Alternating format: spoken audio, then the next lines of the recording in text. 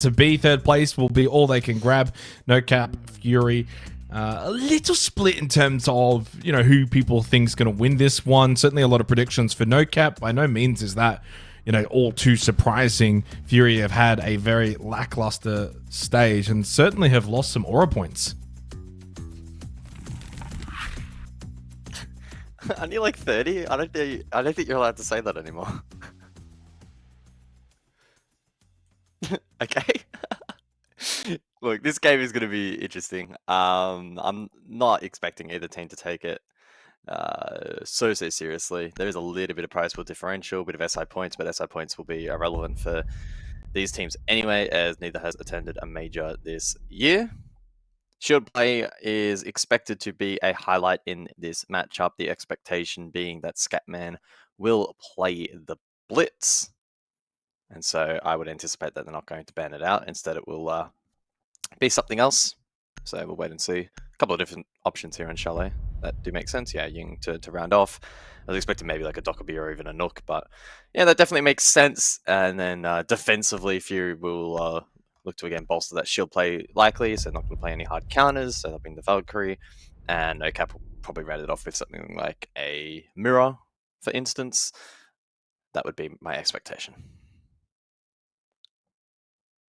Yeah, I mean, I feel like these matches are always a very difficult one to judge. Everyone's got different thought processes going into it, whether it's the have fun mindset, you know, or some really trying, you know, ultra hard. Some of them really actually give everything that they've got in these kind of matches. It's their last hurrah, at least for this year, for these two teams. And yeah, it really just kind of depends on who really wants this more. These are the kind of matches where just your simple will gets you probably the win if you really care about this match and finishing in third place, getting a little bit of extra money. I think it's about like $2,000 difference between third and fourth. So we'll see who really wants this more as we head into Chalet. NOCAP and Fury. NOCAP on the defense to begin. We'll go straight down to basement. And Snow Wine to begin on Chalet. One tank got banned out, along with the Azami, Ying, and Valkyrie for this first map. It is Fury's map pick. So I want to see Fury win this simply, and it's probably a reason why I ended up predicting them, but they've had such a poor stage overall, not in the grand final for what feels like the first time in a long time. You know, this would be at least some way to kind of salvage the stage. Finish third, get some SI points, get a little bit of extra money, certainly save face. If they end up finishing outside the top three of the stage, it would be a total disaster of a stage for Fury. So, final chance to maybe just save face a little bit. Attackers must locate and defuse a bomb. Yeah, I think my faith in Fury has dried up. I did predict them as the #1 team heading into this stage, and I have not picked them in this game. I've also followed the NOCAP hype train, so we'll see how it does play out here in this matchup. It's looking like a very standard setup here from the attack for a basement hit. The Twitch in counteract the Mirror, and the Ram a pretty common pick as well here to try and create vert through lobby, although that has been shut down by Mr. Punch. Gridlock as well in play will enable the attack to get a bit of map control here as well, and establish flank watch. And obviously that's their minus like combo for the main garage, and then like Holes can pivot over towards the rear. Duck gets the first pick, and that is DCH at the Mirror, all the way on top floor. Yeah, I know yesterday I spoke at lengths about NOCAP's lackluster ability to get opening kills, something to consider again for a series like this. If Fury are getting these picks on a map like Chalet, it's certainly going to make defending far more difficult. Down a player already, so that forces everyone back towards site. Actually double stack in towards the blue hallway, and then you've got one over towards bot library stairs, so it's a large amount of your team in kind of one concentrated area of the map. Nothing above here. Fury and 99 probably expecting a little bit more pressure and presence. Boogie Auto Breacher can get thrown over the window and continue to get to work. Plenty of time as well still for Fury, well over a minute remaining, and to already find that pick, force NOCAP to play all four in towards basement. Scatman, of course, still loitering around library stairs, but really good control for Fury in the opening round.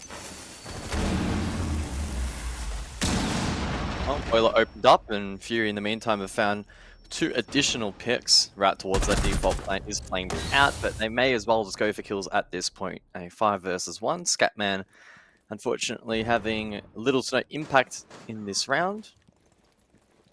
Stranded over towards that gaming room hallway position. Can look to navigate over towards main or maybe flank dining for the hatch. Fury themselves playing it quite patiently. 30 seconds on the clock. Plan to go down. Flank watch though from the front door, and Fury from this position should be able to lock in a flawless round. Scatman can look to pad the stats a bit if he so wishes.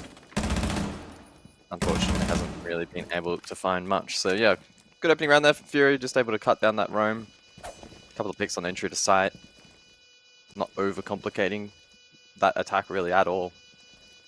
And unfortunately for NOCAP, all of those isolated engagements went against them. And Scatman still has not been able to find much. And Talk finally, about prolonging the round. Gee whiz. Well, a good start for Fury though. Opening pick, played off that very nicely in terms of map control. NOCAP offering no real avenue towards getting a a responsive trade or looking to bring the round back. They just kind of all went towards site, and then Fury, as soon as they actually made their way in towards site, 2 kills off the bat as they're opening up Boiler. And yeah, the round never looked likely for NOCAP. So basement well and truly won comfortably by Fury. I was actually thinking this last night when we kind of closed up shop and found out, who's in the grand final, who's in the 3rd place match. Like, my first thought was this goes 3 maps. And I genuinely believe, Fury probably takes Chalet, NOCAP probably take Cafe, and we head over to Labs. And I don't really see how we almost don't get to Labs at this point. These 2 teams are pretty evenly matched. Sure, bad round from NOCAP in that opening round, but I think they're certainly a lot better than what we're going to see from that. So we head over towards kitchen and dining, top floor hold for NOCAP. They bring the Tubarak Qaid to stall out the attack for Fury, who will go for mass changes. Blitz the Grim, the Dockerby, the Capital. A lot of offensive firepower in this round for them.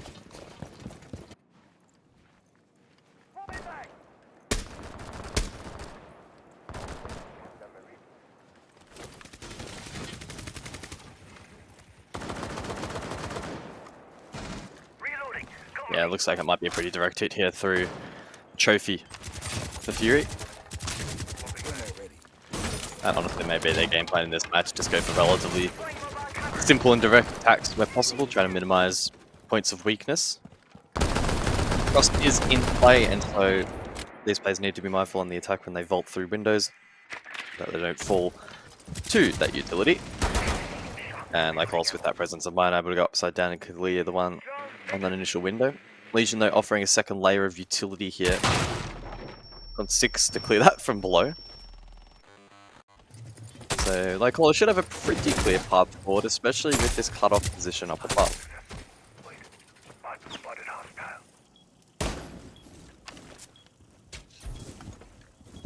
Ultracell in hand for Mark, prepped, ready to go. Lycola's just outside of Trophy. It's actually a really good viewpoint here. If Lycola does go for the vault in, he'd be dying to do this. Nitrocell from Mark. In the end, though, while we just sit and wait, everyone else on side of the map has actually lost their lives. Mark had one job. He didn't necessarily do a bad one at it. 7 HP for Lycolas, but the second round in a row, Fury have just slaughtered NOCAP's defense. Scatman, well, it's taken 2 rounds and a couple of minutes, but finally he gets the kill by being the last one alive. There's one in a second, quickly to follow, but the shield, well, it's not quite going through that shield. And then shot from behind, Crit J to finish the round off. No prolonging the round this time. Yeah, again, another one of those rounds where there's just these isolated fights across the map. We don't really get to see them. That's just the nature of Siege sometimes. But they're all going the way of Fury. Yeah, meanwhile, that Nitro lineup was good from Mark, and he did a pretty good job in dismissing that pressure that the Blitz potentially could present through Trophy, but even without that Blitz inside the building, Fury was still able to win 3 fights elsewhere. So the main part of their plan was actually not really needed at all in the end, which is Defenders, disappointing protect your bombs from being defused from by a attackers. defensive standpoint for NOCAP. Not having the best of starts here. At the No. moment. Fury, to their credit, they're playing a pretty ruthless brand of Siege at the moment. They're not looking to shortcut this match at the moment. They are simplifying, I think, attacks for the most part. They're not doing anything rather complex. But in this kind of matchup, I think that profile is actually a good idea. Yeah, it's been very impressive. I mean, for Fury, this is kind of what you expect from them, though, right? They should be regarded as the second best team in the region. We did some power rankings at the beginning of the stage, guys, and I think you were pretty high on Fury. I think you even had them above Bleed, if memory serves me correct. Attackers are moving out Yeah. to locate a bomb and defuse it. Which I'm not bringing that up by any means as a hindsight Harry. By no means am I doing that, but I think it really goes to show, and everyone else had Fury very much kind of close with Bleed, right? So just shows the drop-off they've had this stage seemingly out of nowhere. It's going to be a pretty fast hit through entrance with the Boogie Auto Breacher. Dealing with the barricade, it gets floorboard pressure as NOCAP look for a repeat of basement. But yeah, it's these 2 rounds that we've seen from Fury so far are way more what we expect from them as a team. Ruthless, get these kills, you know, Crit J, Dark, BG Man, fragging out. We know I9 can do it. And certainly I9 always is the kind of player that I think rises to the occasion. Plays better in the bigger matches, especially internationally.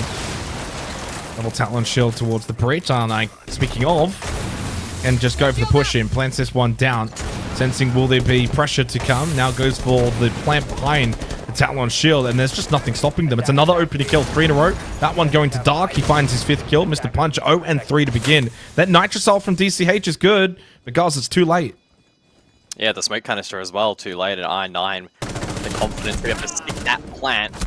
Crit J able to sneak down that blue stairs position for 1 and continue to disrupt this retake attempt. Only 25 seconds to go. Talon Shield still facing this defense, and they have no explosives to deal with it. So like Polus can just play time, bait them forward, relay information, and BG Man can collect the kills.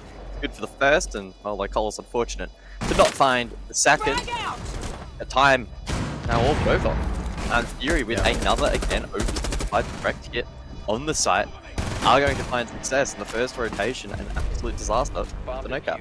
I think it's timeout time as well already. Early days, 3rd place match, etc. But NOCAP just look at seeing the opening couple of rounds. And Onigiri has heard the call from myself and will call said tactical timeout. Yeah, I mean, that is a very strange start to this game. I mean, the expectation on the desk was that NOCAP sure got the predictions. James said it best, though. He was a bit surprised that, you know, his almost like throwaway pick going for the underdog was matched by quite a lot more people than he anticipated. And for NOCAP to start in this fashion really does not bode well. 3-0. It's the way in which they're losing these rounds. Yeah, that Nitro's just a second or 2 delayed. And then a rather easy post-plant situation. I mean, typically, even without a Talon Shield on this particular objective, it's quite difficult to retake defensively, but that added layer of utility made it pretty much impossible. So good work from Fury, good clean first rotation. NOCAP will call their tactical time out, and they'll be looking to quickly turn this around. I mean, depending on the head-to-head and the bans and Defenders, protect your bombs from being defused from a by night-to-night attackers. basis, it's not completely unprecedented to see a match lean towards attack, and NOCAP's attacks, especially with Scatman on the shield, could actually be pretty potent, but these have been incredibly one-sided rounds at the moment, so they need to correct course. So I think the tactical was the right call, and give themselves at least a couple of rounds buffer.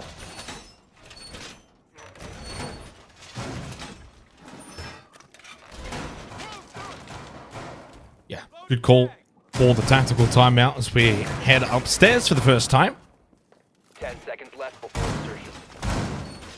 Surprised it's actually taken this long to go to Master and Office, but NOCAP have eventually made their way up here. And again, a change up for Fury. They bring the Deimos now for the first time. They'll run it back with the Blitz. They'll run it back essentially with the same lineup that they brought for Kitchen Diner. The only difference being the Deimos in place of the Twitch. As for NoCap, yeah, slight change up. They do bring the Wamai this time around. First time we see the castle as well. Typical castle barricades over towards bedroom window. And a good throw from I9, provided that sits on the windowsill, and does. Deals with that nicely.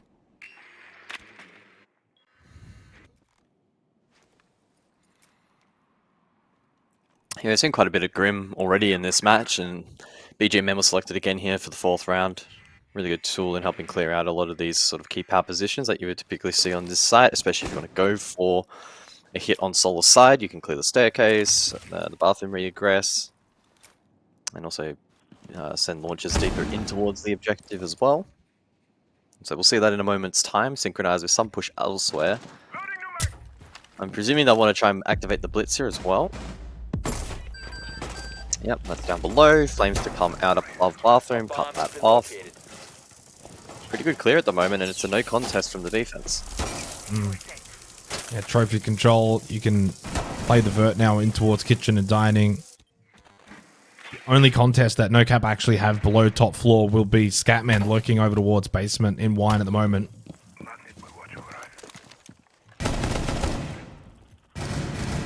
So he makes his way up West Main, and he wants to make a little bit of contact earlier. Still over a minute remaining, but he holds his position for now. He could be, and really should be, good for one. Clearly, from Fury's perspective, they aren't totally aware of the fact that he is just loitering inside of West Main. Logic bomb, but an easy headshot onto Crit J. First opening kill of the game for NoCap inside of the 4th round. As Scatman throws a spanner in the works now for this Fury push. They think it's been going amazingly so far. With Crit J's death, and the fact that they know there's a roamer, suddenly they got some work to do in this round. Thrown inside, bathroom, but just an overstep from Dark. That's a huge misstep considering the line of sight opened up through closet. And he just got sucked into the pressure in bathroom, and NoCap, yeah, they'll get their first round.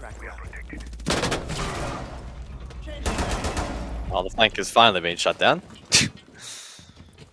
But too little too late here, it must be said, from Fury making a couple of key errors. They're still trying to clear bathroom, and that utility is still not landing. Oh, it is, but not on the right target.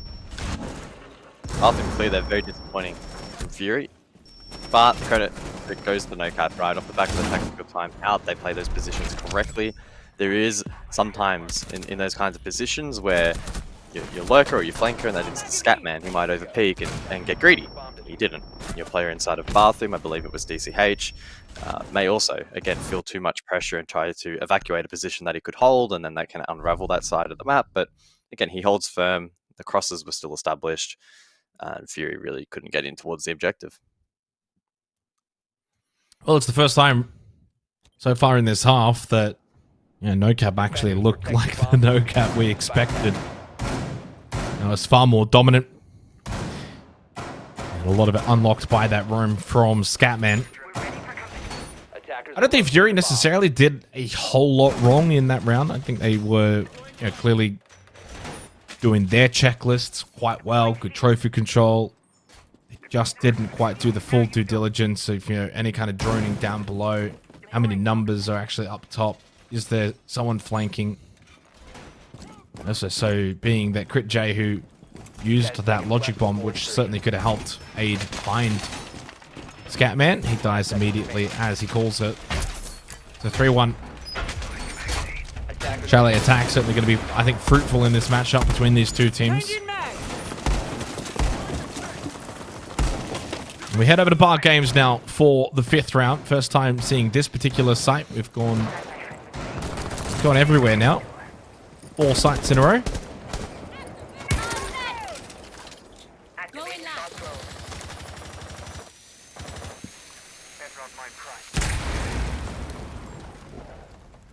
Yeah, we'll see what this site has to offer.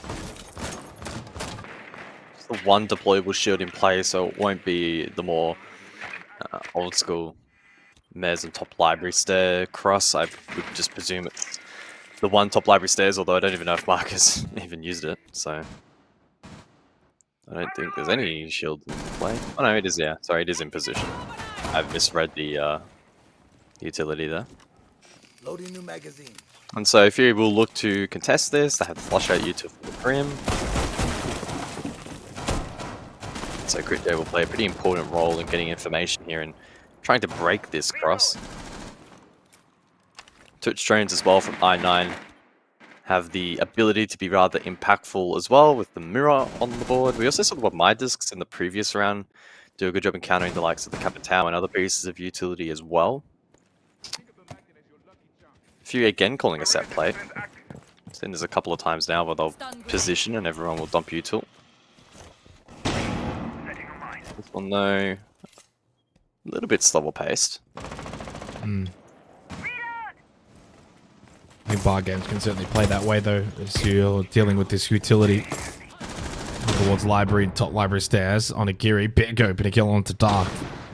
2 rounds in a row now that NOCAP have been able to start with the advantage and a double down with the kill over towards Mans from DCH as BG Man tried to be a little bit cheeky there with an angle outside. I9. Little creep in towards Bar, now trying to just offer something a little bit different here, pick up the pace. And just like that, 2 kills found in quick succession with Barstock as well, controlled now by Fury, can play off of the mirror window. I don't know what Mark's doing. You should have known full well that this was a position being occupied, and a very strong one at that, as I9 falls out, spots him through the wall, but there's 2 of them both there. He can call that out for Crit J and Lycolis. Information that's critical. Frostmat did end up catching Lycolis, by the way, throughout all of that action, Guz. So he is wounded, 20 HP, same with Crit J. 20 seconds remaining here. It's still difficult for Fury, you would imagine. With Mr. Punch back into Barstock, they've got the absolute prime spot to win this round. Yeah, the retake there for NOCAP, insane, and being able to overwhelm that backstore position. Crit J and Lycolis were unable to support. Now only 5 seconds left. They have to go for the Hail Mary play, and time will expire before they can go for the plant, and they probably could have actually covered it. So that was a little bit of a peculiar ending to the round there. Why are you... From Fury. Why is he vaulting? Just get in the doorway and start sticking the plant. I think he wanted to go for the kill, but yeah. Yeah, but you've already got someone in a better position to go get that kill or watch the cross, and yeah, that's weird. I think that's a bit of a misplay at the end. Then Fury will be kicking themselves because despite the fact that NOCAP actually got the opening 2 kills of that round, they did bring it back. I9 through Bar, clears out Barstock, gets good position. That's just a really good shot from DCH. At that point, with a minute to go as well, you know, you felt like probably NOCAP were in a really good position. That was so careless from Mark. And it took 2 players as well to clear I9. So at that point, Lycolis and Crit J just weren't in a position to really help out from there. But yeah, just the vault. Could have easily gone for a plant near the bomb chassis. Just got to trust your teammate. Got to trust your teammate in that instance.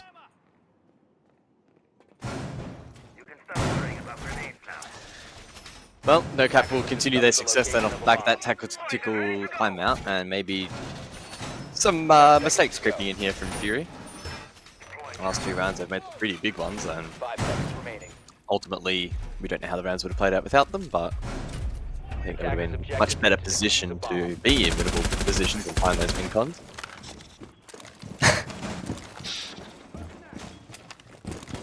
It is what it is though, we'll move forward. Over to Kitchen Dining now for the final round of the half. The Osa will make a reappearance as well, and that will be a valuable tool in helping hold the reflank above, presumably. Sometimes we see it used as well for the plant down below, but there is double nitro in play, so NOCAP have the tools to try and counter that.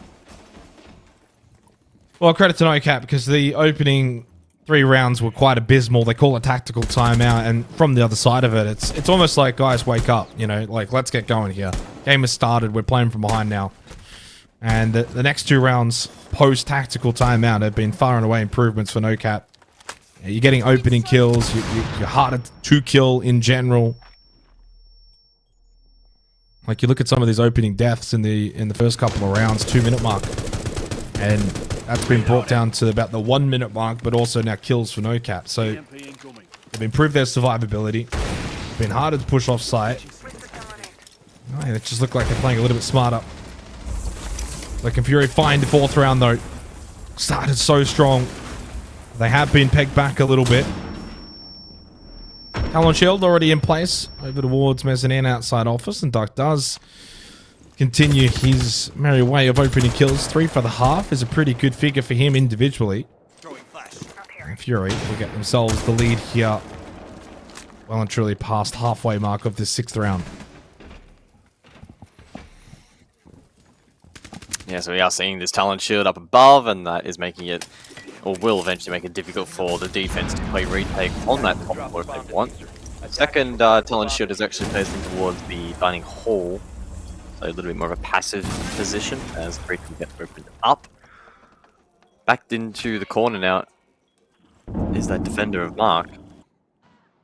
Could still prove to be difficult to clear without vertical control up above. That should now be obtainable though, with the defense rotating back down below. Talon Shield going for a breach. Mark does have Nitro still in pocket though. Fury need to get some pressure from above. I don't think they're really going for that yet. And DCH has found a pocket, a window of opportunity for the flank. Able to find one. It was being passively watched. So the trade, but it was the OSA that they lost. Oh, well, it's a big advantage now for Fury, and even more so compounded into a 1v4. Mr. Punch caught with an Nitrocell in hand, and he is the only one left alive in this round. It's been a bizarre old half. Feels like at no point have we really seen, although, hang on, is there someone close by enough to get this diffuser? There is no kid at the moment, but they do get the kill. I was going to say, I think there was still enough time to be able to get it, and there was a player running on over to get the diffuser. There was enough time. It was a 1v4, so it would have taken something extraordinary to blow that one up. And the Nitrocell certainly did a decent job, but we haven't really seen like an ultra competitive half. It's been one way or the other. A lovely Nitrocell, still 8 seconds to run over and get that diffuser, by the way, of which was slowly being worked on. They would have got over and got that down in time. So no cause for alarm. All to half. Fury now go onto the defense and immediately go top floor. Master and Office to begin.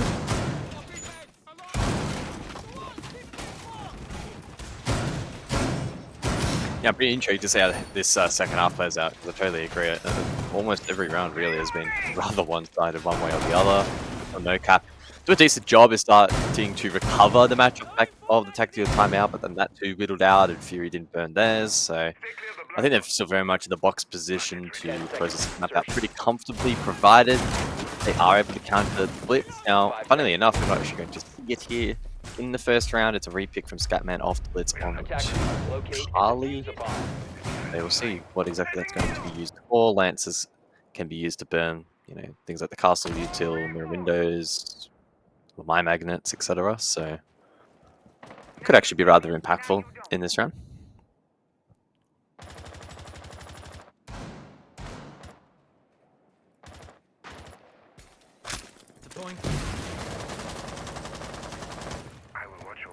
It's been a decent match. I mean, with these third place games, it's always difficult to know whether the players and the teams are going to put in a decent shift. But so far, I think they have. Both teams look like they want to win. Both teams look like they're trying to win.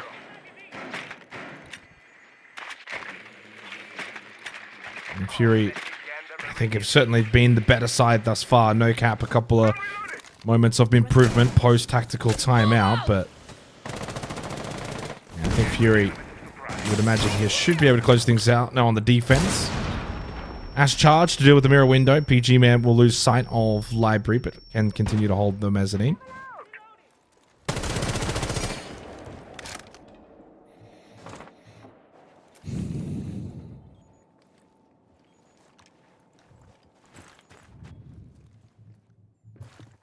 Yeah, I mean, there's some pretty gnarly angles being held here defensively from Fury, so the question will be how to NOCAP try to dislodge these positions, because C single being watched there by Crit J, and double was being watched by that mirror window, now cleared with punch, enters, drops, and falls. Crit J up close, able to win out that fight, can back off and heal himself back up. Pretty straightforward, pretty easy entry there for the defense. It does allow Onigiri to finally get in space over towards the library, so they have some of this map control, but It's a pretty big cost with no trade.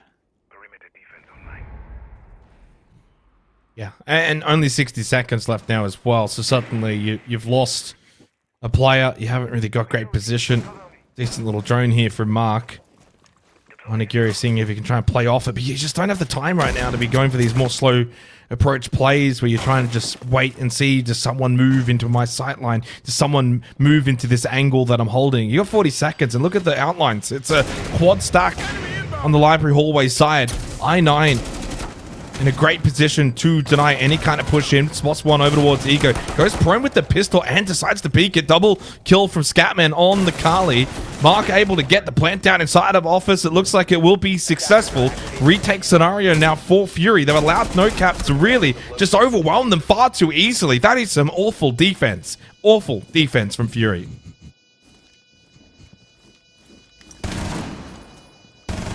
Retake attempt still a potential. The BG man had to land that second spray. Now isolated, 1 versus 2, 20 seconds on the clock, and both players on unpredictable positions. BG man able to push forward, but then falls into the line of sight of Mark. Defense capitulating a little bit there from Fury. Yeah, I mean, it's just where's like, I just don't understand how they can just get such a free plant. And I guess credit to Scatman if you want to talk about someone just sort of having at least one job. One job, it's like, I'm going in, watch, cover my back. And he's done a really good job there with the Kali to get 2 kills. I'll probably have to watch it back just a little bit. So opening kill, free beat, crit J onto Mr. Punch. There's 20 seconds left in this round, by the way. And I mean, to I9's, you know, position, he has to deny that push from Ego Belk. He has to make sure that doorway position doesn't become an entry position for NOCAP. But then there's no one left defending default plan. So, yeah, I don't know. They had the numbers. They had good position. There was little time remaining. NOCAP had no pressure down below Guz. They had nothing kitchen dining. They had nothing trophy stairs, solar. Nothing on the rappel. Nothing on their Belk. It was just a 4-stack outside breach, and they win the round. 10 seconds to go. That's more on Fury than it is on NOCAP. 5 seconds left before insertion. Attackers must locate. Well, the clash has been brought here in round 8, and so we'll see if that can help Fury here in withstanding some of that more one-dimensional pressure if it is to play out again. Also, on the side of the attack, no blitz as of yet. Kali, though, to make a reappearance. Clearly, Scatman feeling himself after the previous round with a nice multi. Elsewhere, the likes of Onigiri looking to get himself really into this game. The 4 kills so far. Pretty eager to go for an aggressive entry. Loading mag. Flames also being expended already here by DCH, or at least in hand. Probably for this main breach to try and display the trick. Electro Claw in response, and I think he probably could have stuck that unless the impact EMP would have landed. Either way, the wall opened up, so pretty successful beginning to the round here for NOCAP.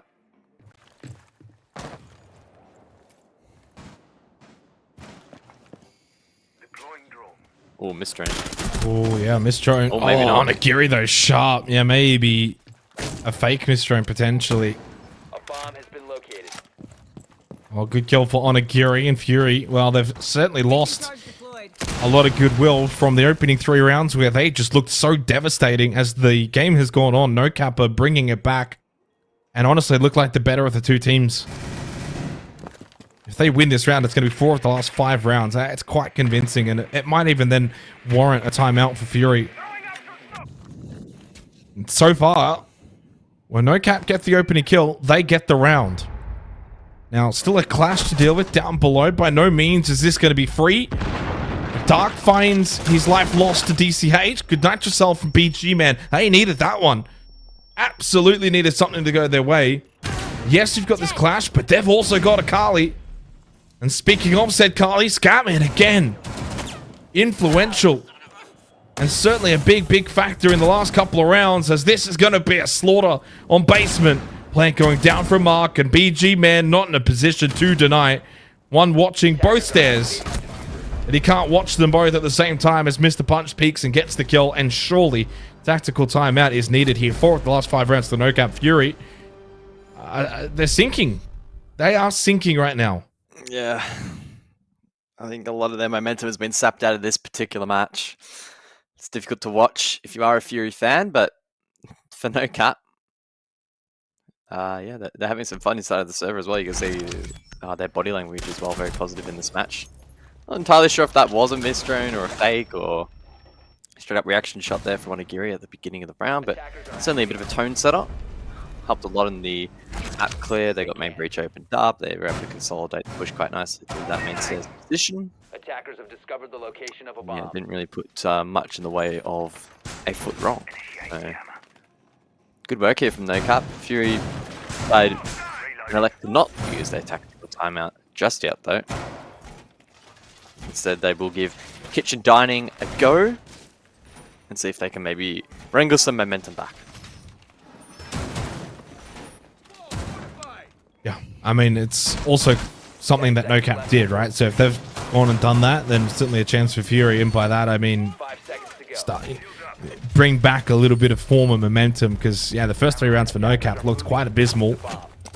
Tactical timeout and then a huge change, huge turnaround. Now Fury need to do the same, but they don't call the attack. They don't call the timeout. They're going to back themselves in, make the changes necessary on the fly. For a 3-0 lead to all tied up at 4-4. NOCAP have been able to fight back vigorously. Now have got every chance to try and take this lead. Second half for the attack, looking very nice for them.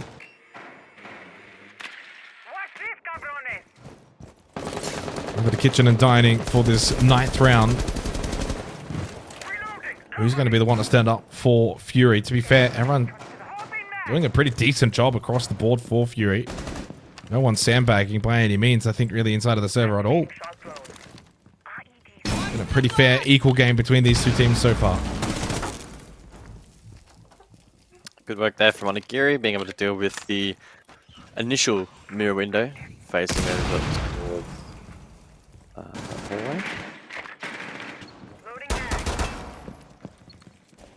IQ in this particular round, so that's a valuable tool in being able to identify a bit of the util here from the defense, most namely probably these electro claws. DCH able to snipe that.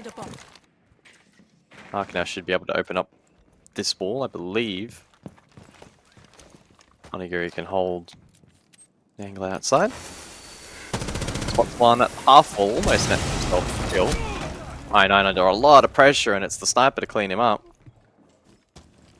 So some solid work there from NOCAP to find entry. BG man up close needs to go quite large here. He too also gets absolutely slammed by the sniper.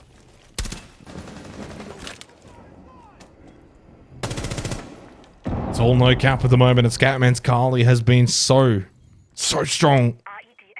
Onigiri knows full well Crit J's in a terrible position, but he does back off and away. He'd be expecting reinforcements to help him. Instead, he allows him to get out.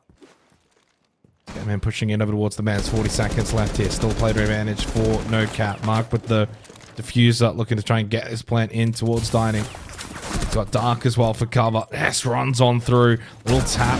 Oh, the pistol. Wall's out. That's a bad position though. Nitrocell. Oh, there's not much you can do about that from DCH's perspective. He has the smoke obscuring quite a large portion of his vision as soon as he rounds the corner. He just cops a Nitrocell in the face, and Dark has been so strong on site. They had lost Lycolis as well, by the way, so they had the numbers, NOCAP. Little creep up from Onigiri. Lycolis just stays down. There's the fight now in towards Kitchen, but at this point, does not matter. He's got no time with no diffuser, and Fury will find a 5th round. No timeout was required. But it did take a very intriguing attacking round from NOCAP, where they kind of just double centered in towards Dining, didn't clear out the backside over towards Kitchen. And yeah, that one smoke, they couldn't have seriously thought that was going to be enough to deter Fury from stopping the plant. Yeah, I'd probably just pencil that in as a lazy 3rd place match-esque execute that. The overall alliance on one smoke and only a small deviation in plant position was, yeah, pretty bold. and then it isolated that diffuser in an awkward position that couldn't really be retrieved. Saw that follow-up Nitro as DCH sacrificed his life, and then from that point on, it was just a one for one lead, really, from the attack. Scatman again, beating, and Onigiri had to try and win out a 1 versus 2 with no info on that second player. So Fury now have wrangled back the lead. They've also retained their tactical timeout, and if they're able to tidy up their top 4 defense, then honestly, they could pretty easily find themselves on map point, which didn't feel particularly likely only a few rounds ago. 10 seconds left before insertion. 5 seconds left before insertion. Credit to Fury though, because 4 or 5 rounds Attackers are moving out to locate was quite a bomb. damning statistic on top of that as well. NOCAP starting to get on top in the early engagement, so a lot of the metrics have been kind of trending into the direction of NOCAP for Fury to win that round in the way that they did win it. Sure, even if NOCAP maybe threw it away, it is a huge opportunity now for them to close this map out from here, up 5-4.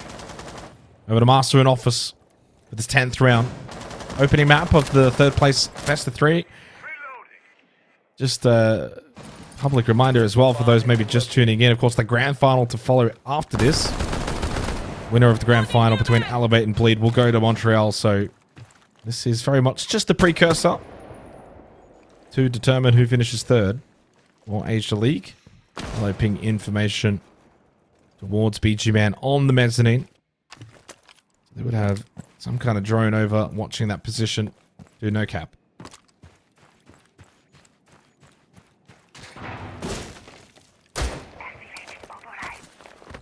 Breach charge ready.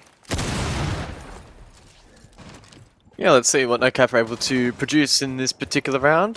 Scatman has been a menace on McCarley in this match. He's been in fully under the guise that the Blitz would be his primary selection, and we're really yet to see it. So maybe it's not they're pocketing for a last-ditched attempt if needed, but McCarley's been doing a good job in clearing pieces of utility and finding kills along lines of sight as well, and cutting crosses, which is always useful.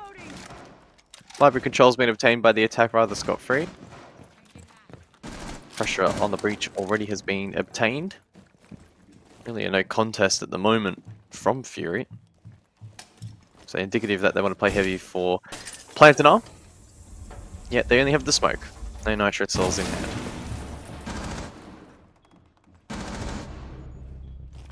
Arc with the kill on to Dark. Puts NOCAP in a good position.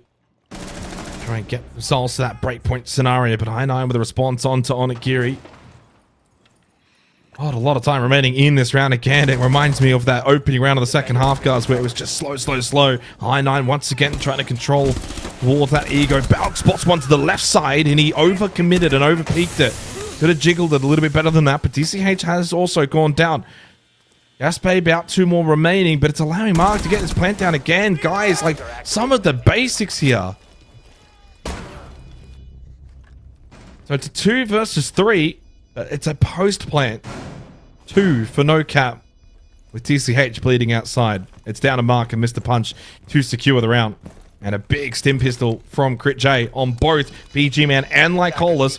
Gets them both to full health and more. Mark though reposition. Mr. Punch trying to play a long angle here. And he might just work. The shots though are very much awry. Missing for the most part, but Mark to try and finish the job. No, he cannot. And that will be a round win for Fury. A messy one. I think. Or is it not? Oh, 0.6. Yeah, I thought so. Yeah, sure. Oh, I'm not going to lie. You stressed me out there for a second. I thought you might have been cooking. Yeah, no. I don't think I've seen so many whiff shots in the space of 10 seconds at the end of that round either. Admittedly, medium/long range, but there was still an opportunity for NOCAP to be able to win that in the post, or a very good opportunity for them to win it in the post. Again, Fury allowing that plan to go down, pretty much a non-contest. Like Cole still has 2 smokes in pocket, and as mentioned, they had nothing in the way of nitro cell denial. But they healed back up and then were able to win these fights. Funnily enough, the doc was actually a pretty determining factor there in helping those fights be won out. So good composure there in the post from Fury and map point. Well, they got 2 opportunities to close out in the opening map.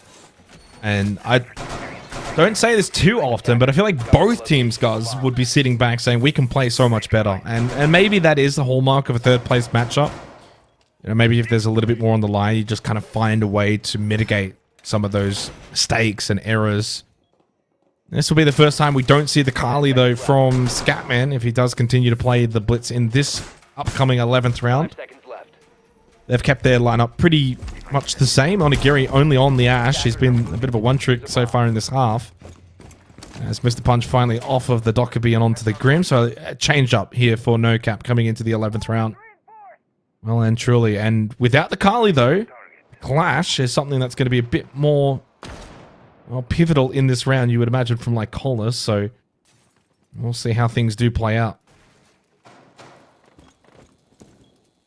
Oh, never mind. He has brought it back last second.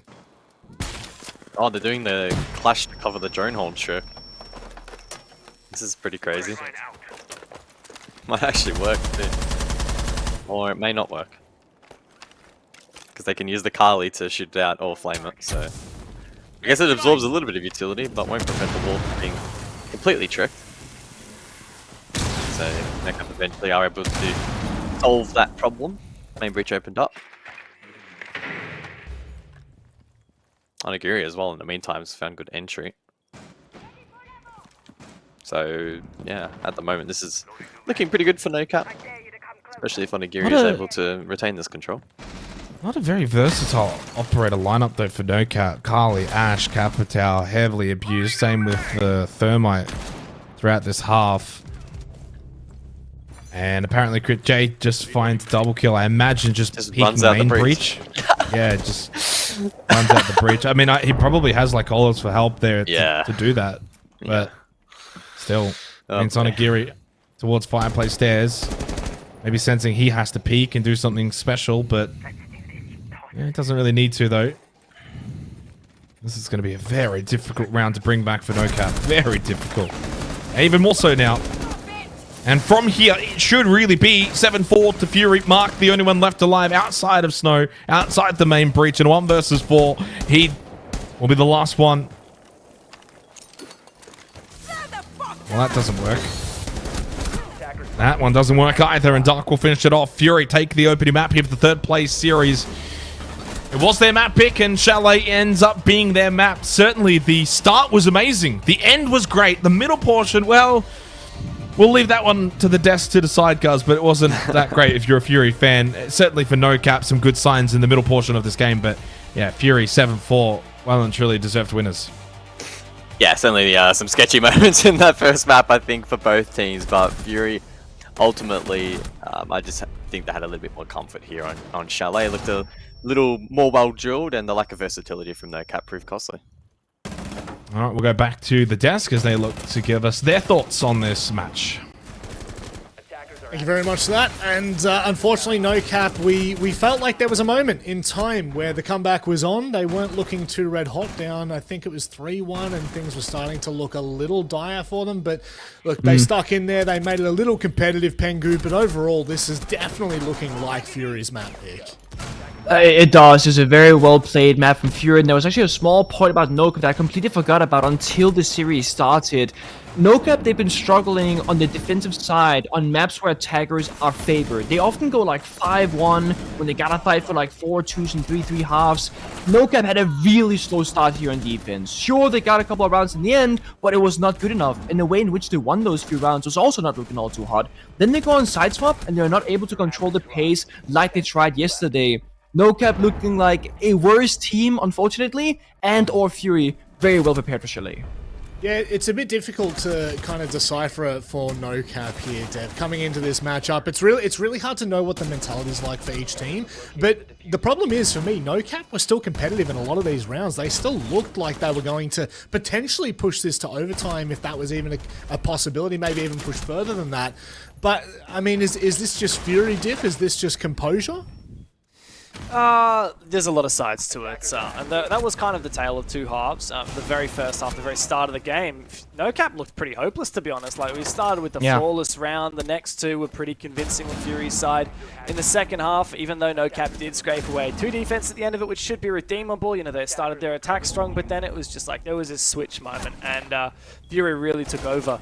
I'm mostly surprised, because we were so impressed by NoCap's attack on this very map yesterday, against Elevate, an inarguably much tougher opponent, and yet they completely changed the way they played. You know, we didn't see that blitz, for example, once from NoCap. We talked so much about Scatman on the shields, and then they didn't bring it at all. They didn't bring any of the pocket strats that we saw them have against Elevate yesterday. Fury were the only team to run the blitz, and that had reasonable success. Instead, NoCap's going with like this insta-pick Kali, this almost the same lineup every single round as well, which Jake actually kind of mentioned it in the end there with like the Kali, Ash, Capital, and Hard Breach with only one flex operator in all of the rounds that we saw from NoCap. It just felt like they were kind of just looking for a one-size-fits-all set of attacks, and after the first two that they found, Fury completely read them, and Fury just found their feet. They knew when to get aggressive, and especially in that last round, like a double kill on the run out of the breach from Crit J using that clash for information and support. That was the moment where me and Penga were like, okay, I think this one's GG, go next. Yeah, NoCap have struggled to keep up with the pacing of Fury. We head to Cafe next that may decide this third place match, but we'll be back after this short break.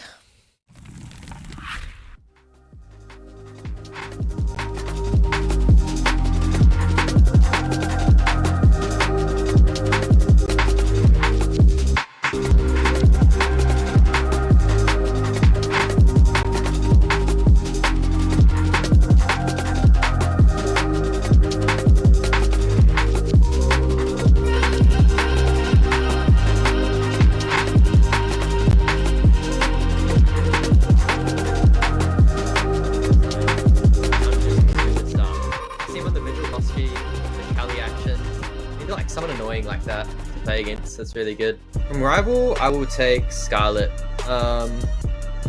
Yeah, freshly into the league, plays Hard Breach, a lot of potential there. So, my coach Julio from Bleed, by far the best coach in Southeast Asia, maybe even the world. Yeah, that's my 5. For Fury, I wanna take Crit J to my roster because he has so much firepower, and also for Bleed, I'll like Reaps on my team because I worked with him before and I know what he's capable of. Elevate is kind of tricky though. I'm thinking about Ape or Speakeasy. But I think I'll go with Speakeasy because he has more versatile on operators. Also from my team, I'll probably pick Souffle because he got like really in-depth of operator pool and he knows the game a lot. And for the last, I'll probably put in Azuki from Rival. He's got potential. He's good. And as for coach, I'm gonna take Julio because he won SI. I will pick. Wait, I don't know if he's playing or not anymore. I9 from Fury, yes, because that guy has the biggest. Can I say balls? Like he's not scared of anyone. I love that guy. If me mentalist, because I need someone to hold cams and drones. I'll pick Heikel for just to troll him. I'll put him in the flank watch role and play Nomad and just watch tests and flanks. For Direwolf, I'll pick Seal. I think he will be our entry figure with his pure raw power. NOCAP, I'll pick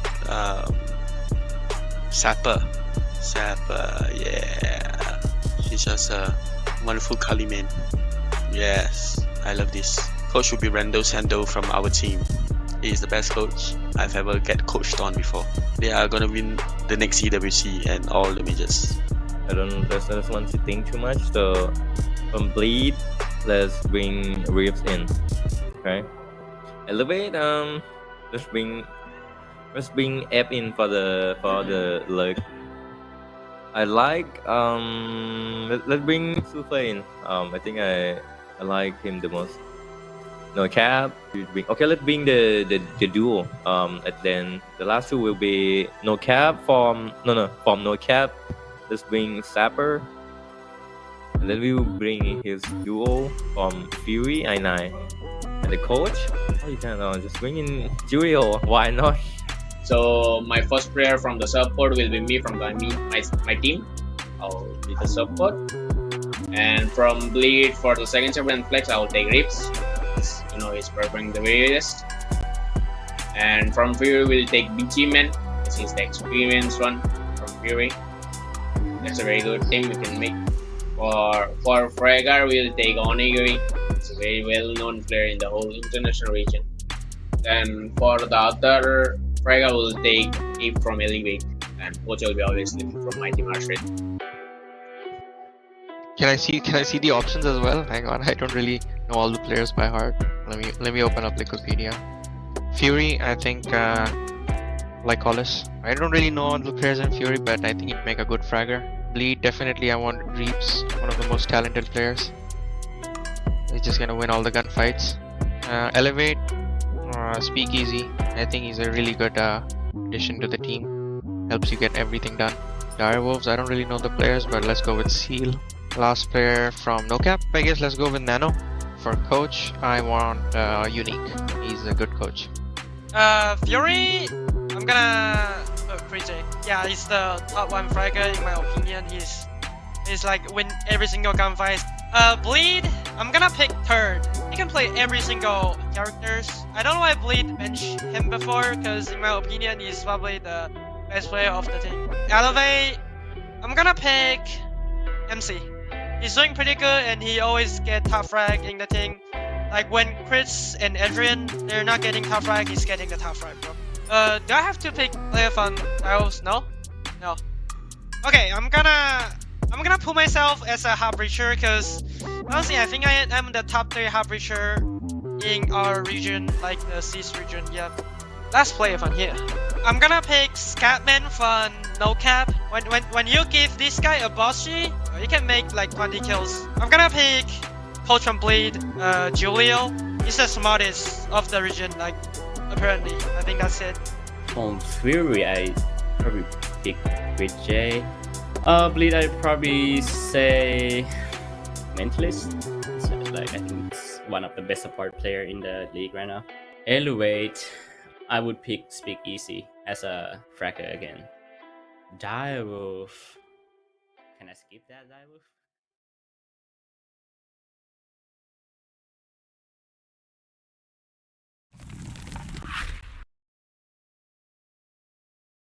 Map of this third place series, Fury taking the opening map on Chalet 7-4.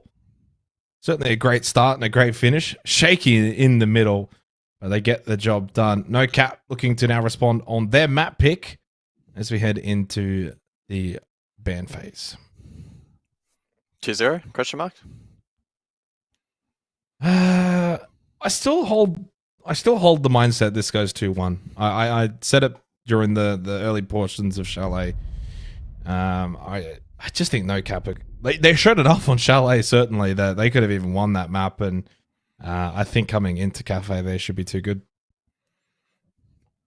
I would probably tend to agree.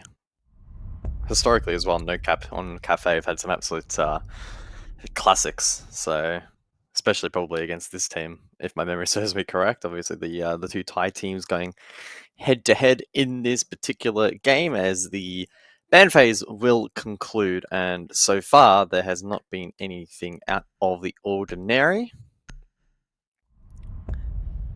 Just the vigil to cap things off. Okay. So that one's a little bit more obscure, but both teams have shown a pretty willing game to lurk and roam around on defense, and Vigil is certainly a strong tool at that. It does mean, again, that the Blitz will make it through. We expected to see a lot more of the Blitz. In fact, we expected to see the Blitz period back on Chalet. Maybe we'll actually see it here on Cafe. Do we see the Wamai? Scatman was having a great time on Chalet with the Kali. Do we see that here on Cafe by any chance?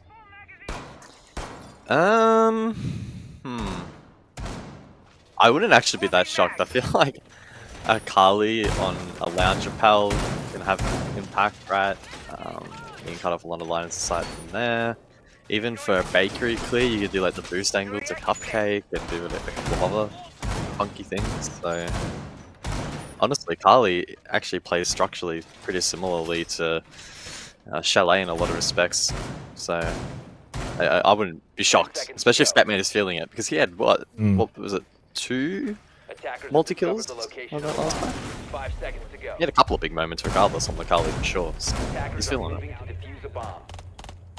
See if he decides to bring that out in the other portion of this opening half. So far he does go to the Brava. The Fury to defend first. I think the first half's really going to tell us the full story here, because NOCAP, their attacks are some of the better ones in terms of getting plants down. And if they can get plants down here on Cafe, that's going to lead them to getting some attacking rounds. If they get attacking rounds, then, well, that's going to make Fury's life very difficult, because on Cafe you really need to get these defensive rounds secured. The first half going to be so paramount, so important. I9 on the pulse. Can he get some early information from that? We shall see. Again, Onigiri on the Ash. Nothing but the Ash for Onigiri tonight.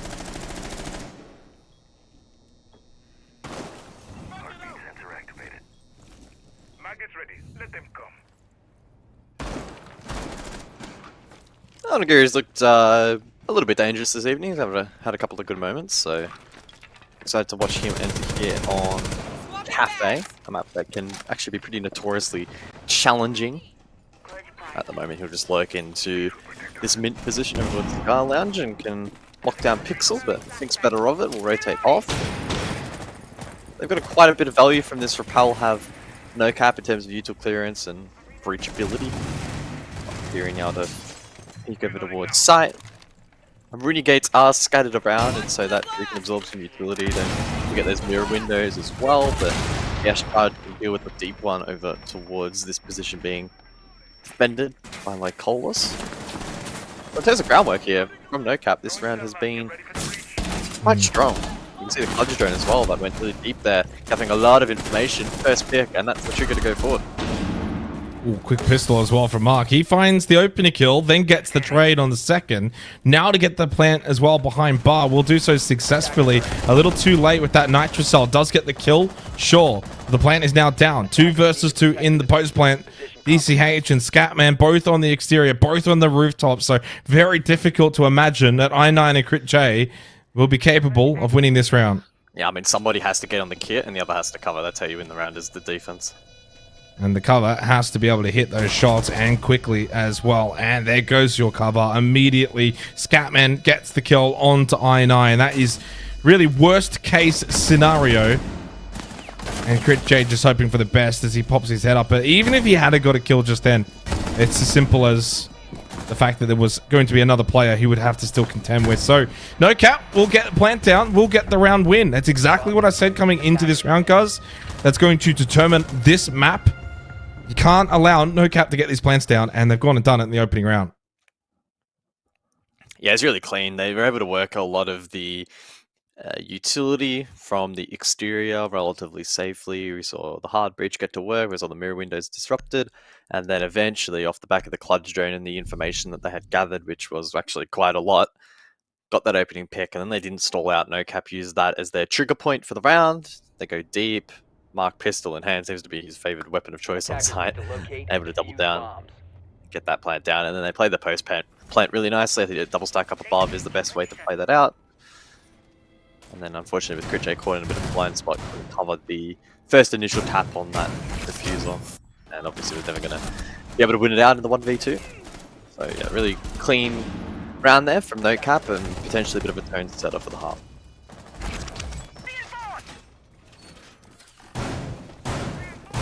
That's good news for NOCAP though. The ability for them to get the opening round based on their main win con.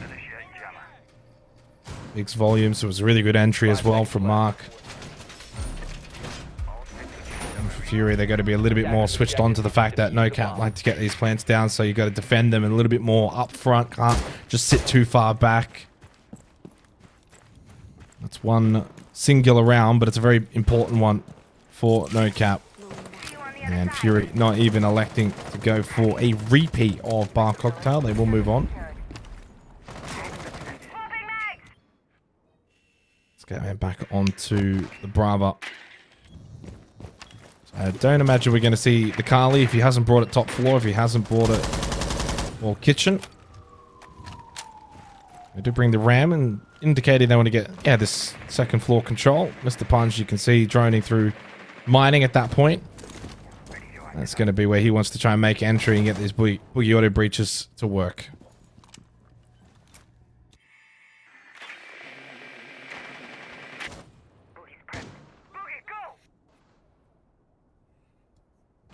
So Onigiri then over towards White Stairs. Potential fight 2-2 against Crit J. But Dark was holding the line. And with that DMR able to find a free kill and critically fall back. So NOCAP now find themselves in a pretty difficult position. Player down, one of their star fraggers as well. Library also being actively held now by Dark off the back of that rotation. And we'll see how long he's able to hold down this particular position. Mark does eventually respond. That was Crit J. Util dump to follow. Wow. The Util definitely didn't land, Jake. No, it certainly didn't. We saw Dark have a similar round back on Chalet. He just goes and gets 3 kills and the round is over. Good response from Fury. Mr. Punch, DCH with a world of work to do now with a minute remaining. Still, the Boogie Auto breaches can open up the floorboard. Same with the Skeleton Key. 2 players left at least can get some work in towards train and mining, but I don't imagine as a duo against the 4-stack it's going to help. But no longer a duo, now it's solo. Ram is dead. Mr. Punch will fall.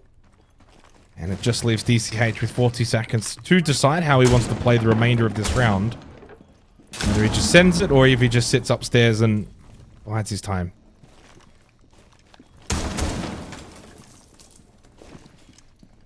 Yeah, there were just too many points of failure in the attack here from NOCAP. Initially, Onigiri got blindsided White Stairs. The usual dump over towards Library, that too also unsuccessful and led to losing 2 additional players. 15 seconds to go. And so Fury able to play well this round despite losing their best player in Crit J during the round. Just save your KD, mate. Just save your KD. Come on, Nah, you go for 1. Nah, you go for 1 here. Real stat pad is a go for 1. No, okay. Operators, you have run out of time. Oh, he tried. Well, that's a solid stat pad. No complaints. I did And get it a will kill be though. Fury. It was 1-0. It's a mid stat pad. Oh, did he actually get one? Yeah, sorry.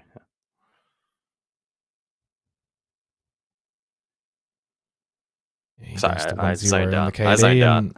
And Fury go to 1-1 on the scoreboard. As they equalize. Winning out on Kitchen after losing Bar Cocktail. Now they go to Reading and Fireplace for this 3rd round. Yeah, if you're able to cook something up here on the tertiary, I think it certainly makes a pretty strong case that they could run home with a 2-0 victory. But tertiary could make or break this particular half for them, goes without saying. And if NOCAP can recover, then they too can advocate for a 3-map series here. I feel like we're still very much trying to get a read on both teams here on Cafe. We've been able to see so far, NOCAP back to a strong entry battle are able to quickly transition that into a round win, but equally Fury, they can just stagger that attack pattern. They're pretty comfortable being able to consolidate their positions and hold strong parts of the map, and they prove to be difficult to take down. So let's see how this particular objective does end up playing out. Lineup to me is suggesting a pretty straightforward, simple attack. We just see the Twitch in play, so maybe in anticipation for some deep mirror windows over towards top floor, but evidently that won't be the case. I would also suggest that we will see a pretty full map sweep here, headed for red. A bit of pressure now maybe on Onigiri starting to mount. Yet quite a kill in this match so far. And having that entry power for this map clear will be certainly useful. Twitch drones, of course, could also be used against these Vulcan canisters from the Goyo. Although the first one I don't think was able to find much.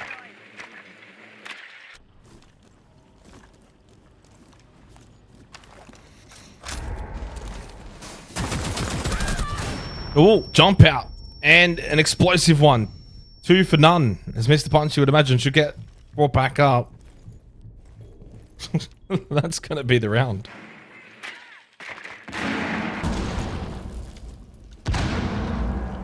Unless Lycolis finds a way to maybe confirm this kill onto Mr. Punch, as I9 was able to get one onto DCH. Handy. Good pressure towards default.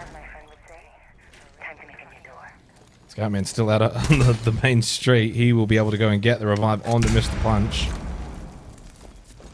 Provided he's careful. I think Fury maybe want to double down though. Nitrocell thrown out. And it does not get the kill that they were searching for, that they were hoping for. Mr. Punch, well, Scatman may be expecting the vault out. And they will get him back up. So 4 versus 3 in favor of NOCAP. Nicely done from Scatman.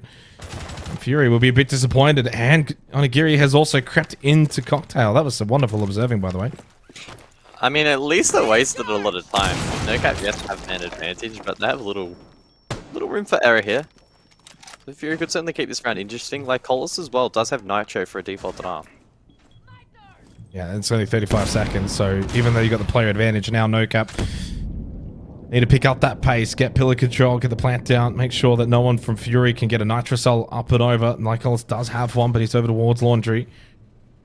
Taking a little bit of damage. Plant going down. There is that Nitrocell, and it doesn't make it over though. Shot out mid-air. Jay lost his life. Lycolis does get a kill onto Mark. Denies the plant from being down on the floor. Picked up by Scatman. Now roaming behind through pillar. I9 in a good position to deny. Will just do that and run. 2 seconds. Last shotgun to the face. Mr. Punch will fall, and Onigiri a little too slow to try and pick up that kit. Nowhere near it in the end. Nicely done from the duo for Fury, and they will take a round that they arguably shouldn't have. Yeah, I definitely thought they were in with a good shout, but I conditioned that with the Nitro cell almost certainly having to land to dislodge default, because then it needs to be recollected, and then you have that window of opportunity to wreak a bit of havoc defensively. But yeah, Nitro got shut out mid-air, but then Lycolis followed that up with an incredible shot with the SMG from Laundry, so really well played. And that, yeah, diffuser being dropped made the rest of the round rather awkward. And that is probably the theme for that round, awkward. We saw that aggression early, then we saw the counterplay trying to get rid of the Zephyr, eventually rezzed. Nigel denial missed, and then we saw a really late flank from I9 as Onigiri gets stranded third floor. I don't really know what Onigiri was doing in that round and what he was holding, but shouldn't have allowed that to take place. So, He was playing Cocktail. Yeah, a couple of big errors there for NOCAP in that round. Sure, credit to Lycolis, got an amazing shot, but outside of that, Fury didn't do anything that spectacular that shouldn't have been denied by the attack. Even I9 as well, right? Like just kind of playing to the win con, which is to deny plant. He understands, you know, rotate pillar and come in from, you know, the default side rather than just gung-ho, like sheer aggression, run at them kind of mentality. Plays really nicely for them. So 2-1, Fury will take the lead for the first time here on Cafe. Again, I mean, it's a difficult one to kind of judge too, because I think Cafe defense is always very strong. NOCAP have had some decent rounds here on the attack, already gaining one in that opening round. And you can clearly sense there's a bit of a difference in terms of vibes compared to Chalet. Chalet really felt like it was Fury that were in control. Whereas here in Cafe, despite the scoreline, I really do feel like NOCAP have been the ones more in control. They're getting their opening kills, they're getting plants or in good plant positions. Just couldn't convert in that round, and that goes to show for Fury that they probably go on and win a round that's a genuine 50-50 coin flip. And the more of those that you can get in a match like this, well then suddenly Cafe can be a bit more likely to go the way of Fury. Shock drone in for Scatman. Oh.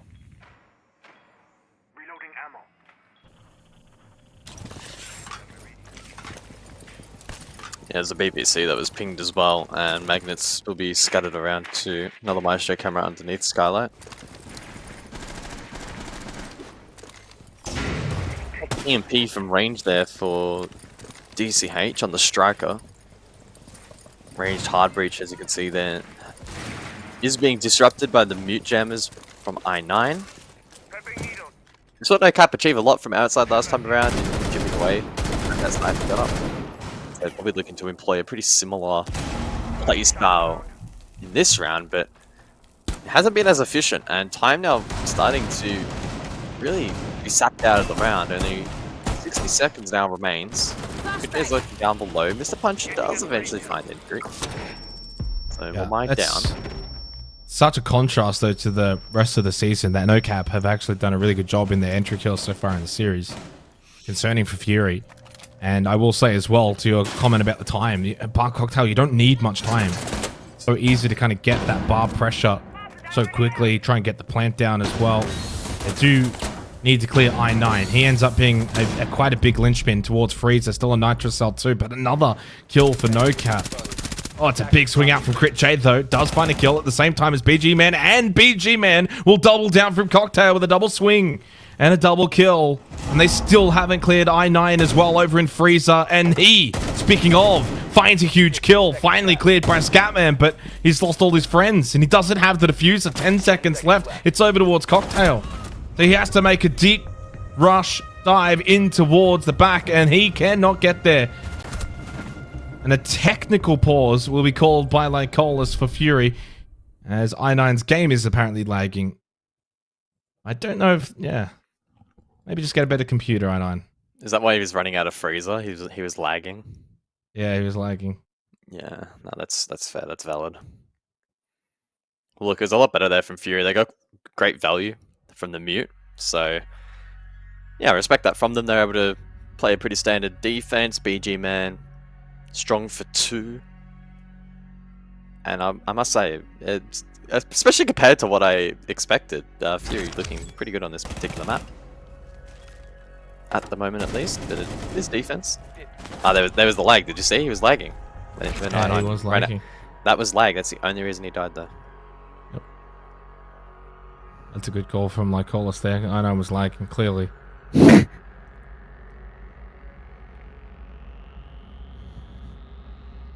Well, I mean, 3-1's the scoreline that I mean, if you were to like not have the scoreboard visible, guys, and I said it's 3-1 to Fury, you'd probably question that a little bit.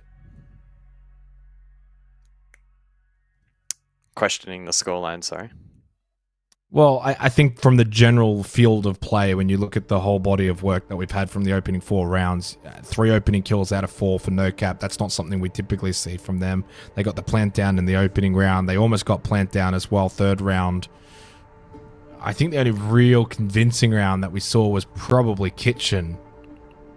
Even in this most recent round, it was hotly contested, but it was a 5-on-3 in favor of NOCAP. They got the opening 2 kills again, and yet they can't find that way to convert. That's really only been the difference maker in this map of Cafe, just their ability to convert late round. So again, you look at that scoreboard, it's 3-1 to Fury, but you look at the general play, it doesn't feel like a 3-1 kind of scoreline. True. Unfortunately, though, general play doesn't win premiership medals, and well, in this case, doesn't win you a 3rd place medal either. So we do need to see them tidy up that late round a little bit. And I think the rounds where throughout the series they've been successful, generally speaking, it's off the back of compounding good early round as well, where we've seen it, and now on a couple of occasions, the early round from NOCAP hasn't quite connected. In that last round, the util clear was a bit weak, and the breach game as well, not as good as we have seen in the past. We're lacking sort of the teeth on entry from Onigiri as well, which is always disappointing to watch because we want him to do well. Hasn't been, you know, mega explosive. But for Fury, they've been able to find their feet a little bit today. Just based on purely body language, both on their cams and inside of the server, they seem to be taking this game rather seriously, which is good to see. Probably in anticipation for further campaigns to come, whether that be SI Quals or 2025. I'd be pretty surprised if we see this roster have any switch-ups. I mean, maybe we will. Maybe there's been internal reasons as to why they've performed the way they have, and we're not privy to that, but I don't see anything, at least from an outside perspective, that's too glaring. And then for NOCAP, who knows what's in store for them? Maybe Onigiri will go back to Alaska. I have no idea. Yeah, it's a difficult one, isn't it? Yeah, I mean, I also think when it comes to Fury, do they look to make changes? Stability has been something that they've had for quite some time, even to Bleed. And stability, I think, is always a really strong suit and a good hallmark of a team. You know, they've made international events, but that was back when there was 2 slots. Now there's only 1 slot, and clearly they're behind Bleed. And you have to kind of look at, hey, how do we get into that 1 slot? How do we put ourselves in the best position to be fighting for it, get it back into this grand final position? And, you know, is it to keep the same core 5? Who do you replace? I don't know if there's actually anyone on that roster that I look at and go, yeah, that's the one that, you know, is really holding you back, which is a good thing. You know, there's not a clear weakness, but then it's probably also a bad thing when it's like, well, we don't have a clear weakness and we're clearly not good enough compared to Bleed. Well, so what do we do? You know, do you look at the coach? I mean, not to you know, I don't know how much Vaughn, Mad Duck Ranger really, you know, does with them, but do you look at something like that? Do you think about, you look at Bleed and they've got Julio. You think about a lot of other teams in APAC are getting these international coaches. Do you look at the coach and say, can we get someone with international experience to come in and provide overhead? Yeah, potentially. I think that's probably a good shout. I don't know if it's necessarily just raw playstyle that's been holding them back. It's probably been a lot of execution-based stuff as well, but if they could tidy up in that department, they may be able to help, you know, bridge the gap to Bleed. Because unfortunately, yeah, with only 1 slot for this year, it has left them a little bit exposed. Now, I believe we are still trying to get I9 back into the lobby at the moment, so apologies for the delay. Hopefully we can avoid a rehost. Yeah, I think once you get to this point, the rehost is coming. So yeah, we're just going to go to a break and we'll be back later.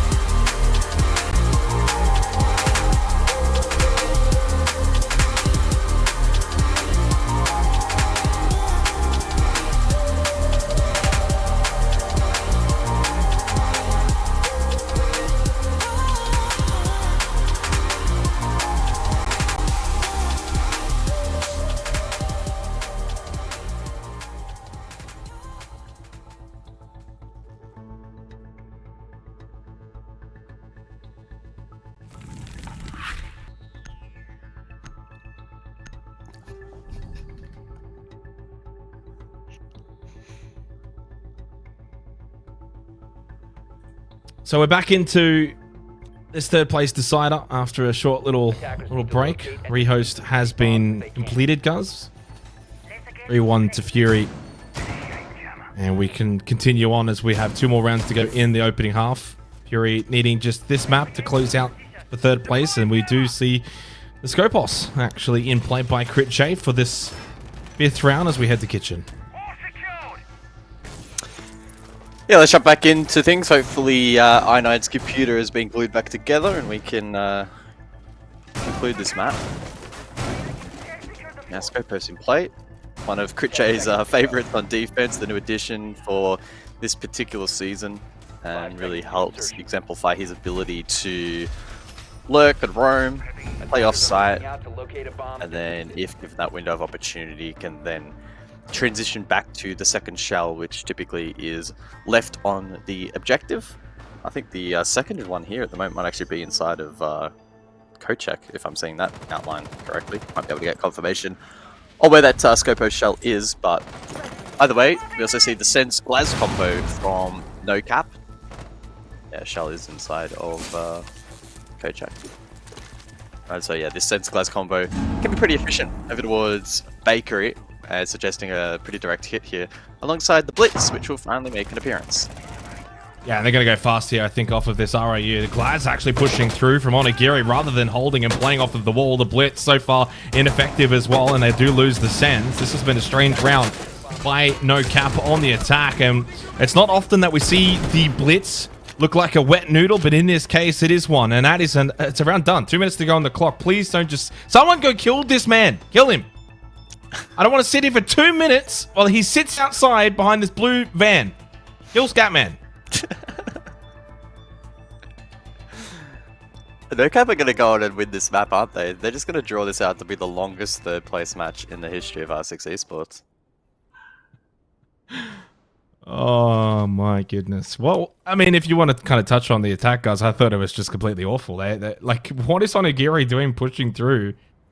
Like, he's the front man. You're playing the Glaz. Just play behind the wall and use your gun, and he just pushes through like that. I don't understand it. Yes, there has certainly been some trolling in this game. Including this. I mean, Scatman just sitting outside. I don't know why we're sitting here waiting. I'm actually a little bit surprised as well from Fury's perspective. You're in a 5 versus 1 as we get some beautiful I mean, it's not on Fury. Like, guys, you're playing a rush strat on a site that's not going to get played again this map. Just send it and let's get the game going. Like, yeah. Anyway, it's a nice looking map. I don't like this map, but it is nice looking. Oh, no one's actually going to try and go kill him. You know what they'll do? They'll do it at like the 12-second mark or something. They'll all start like peeking out and running.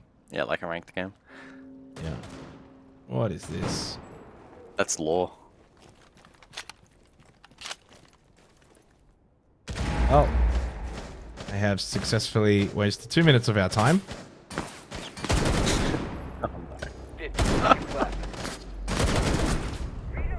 Well, at least Crit J finally got the kill. I thought Crit J, if anyone, was going to be the one to play aggressive there. Off angle, finds the kill. Good work from Fury being able to shut down that attack. Unfortunately, it's starting to feel like things are petering out pretty quickly here for NOCAP. Well, I use the term quickly quite liberally, but... Slowly. Yeah. A slow quick. A slow quick.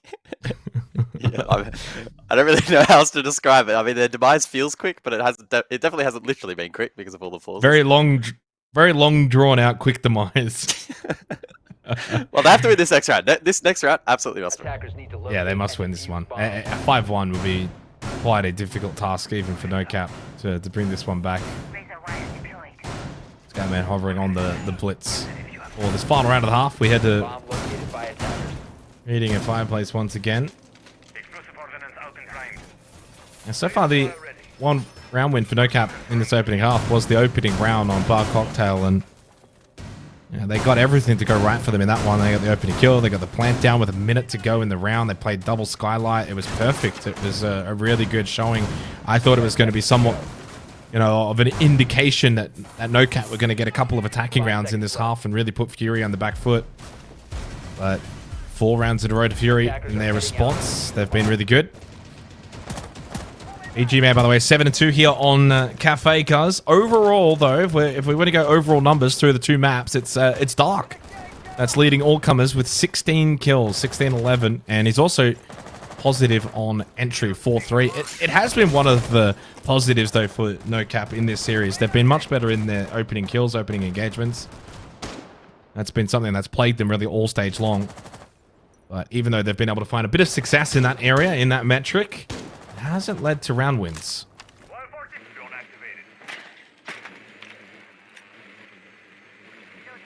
No, certainly has not. And so the pressure now mounting a little bit here, round number 6. A library defense. Well, there's the Dockerby going. No logic bombs. Yeah. That hurts. Especially with that util now in its regen state. How are NOCAP going to find their way back into this particular round? I've been pinged out in mining, by the way. Oh, the pre-fire a little bit off. How is he not dead? What? Wow. I think I9's lagging again. It took him like 2 seconds to register as we get the instant replay. Watch. He's still just standing there. Yeah, no, that's computer lag right there. I think that's brain lag. You still survived though, so we can't be critical. I can't criticize a win. He has won in that moment by staying alive. 5-3 in favor of Fury. This 3rd place decider has been a little bit chaotic. It started off fine. I thought Chalet actually played quite normal. These 2 teams looked like they really were trying, and Cafe, though, I think it's definitely gone down a peg, that's for sure.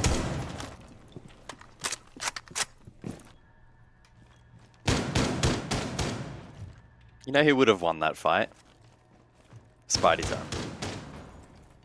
Spidey Time, definitely. The GOAT. Oh. Well, this is going to be an awkward round, unfortunately. They have to try and break down. And the Hail Mary there from Onigiri on the vert. Doesn't find its mark. And NOCAP are now just sending bodies into the map. It has fallen apart here on Cafe, and Fury feels like they're only about 10 minutes away from closing out this map. Yeah. Which would put us probably on time. If they close it out in the next 10 minutes. And again, a reminder, we have a whole grand final. Elevate and Bleed to follow directly after this, but... Oh my god. Every time I watch it back, it just looks worse. How the hell is it not dead? I don't know. Who's that worse for? Iron9 or Mark? Both equally? Yeah. I mean, I can't be too critical of Mark because he's just shooting where the ping is, but... Need to locate and defuse as many bombs as they Oh no, the second one though. The first one, he's just shooting where the ping is. The second one, he's got a whole body to shoot at. Well, 5-1, we go to Bar Cocktail. NOCAP onto the defense. It wouldn't surprise me if this one goes to overtime. Attackers have located a bomb. This has been, yeah, very intriguing map. Very intriguing. Chalet was great. Chalet, I thought both teams played, I don't want to say exceptionally well, but certainly played well. There's certainly been more lack of... lack of what? Lack of a lot. Lack a bit of everything here on Cafe. Little bits from every margin. Effort, desire, cleanliness, speediness. It's been quite slow pacing. Look, as our good friend from EU would say, fresh on desk. There's been some honking siege. Honking siege. Map 1 was actually alright, but map 2, I don't know what's going on. NOCAP have not delivered, unfortunately. We'll see what Fury can cook up there on the attacking half. Pretty similar looking lineup. Bringing the Brava, the Grim, though. We didn't really see the Grim from NOCAP in the opening half. And PG Man will find himself an easy kill. As DCH will fall, that gives Fury their third opening kill in a row. Offsetting a decent start from NOCAP in that department. Mr. Punch falling back over towards Shop. Playing a pretty critical area, but for Fury's sake, they want to go for a bit more of a room clear. Get presence down below. Good kill coming through from Onigiri, holding from washrooms, and evens things up. 4 versus 4.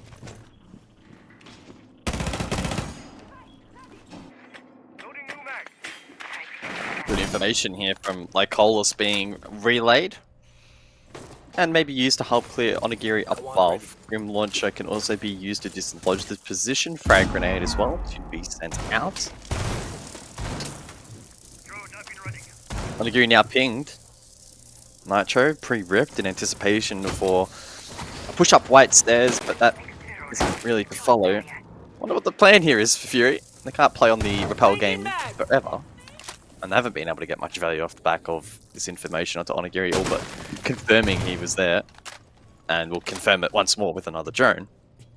Not a lot of pressure being applied just yet, but the white stairs push eventually to follow. 45 seconds on the clock and a big stack. Onigiri saying nothing but the white light. Flashes all around him. As they make their way up white stairs at the moment for Fury, they lose another one. Dark will fall. Good shot from I9 though, gets the trade over towards Planks. Oh, good headshot. Still more to deal with though inside a backstore, and Lycolis 2 will fall to Mr. Punch. BGM's still repelling in. You don't have the kit. No kit, no clue, no chance. 20 seconds, and NOCAP will extend things here on Cafe as they find his second round. seconds remaining.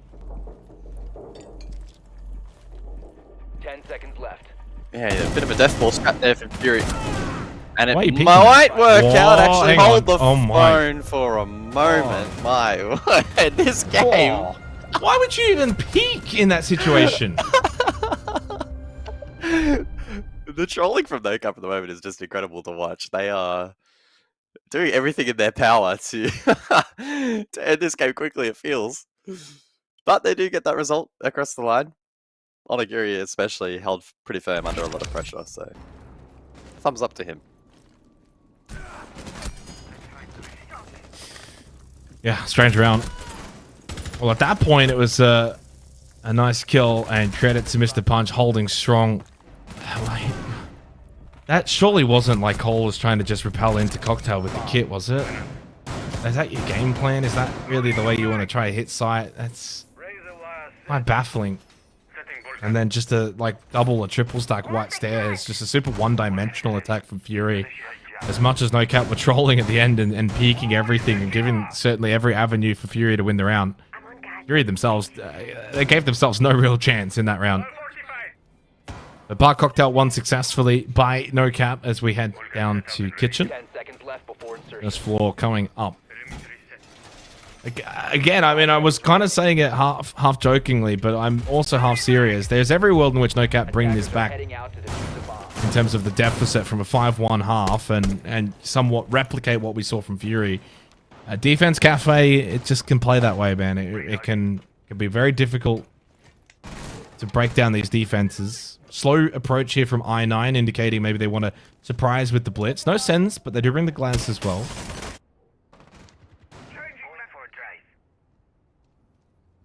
Yeah, will this hit be more successful than what we saw from NOCAP?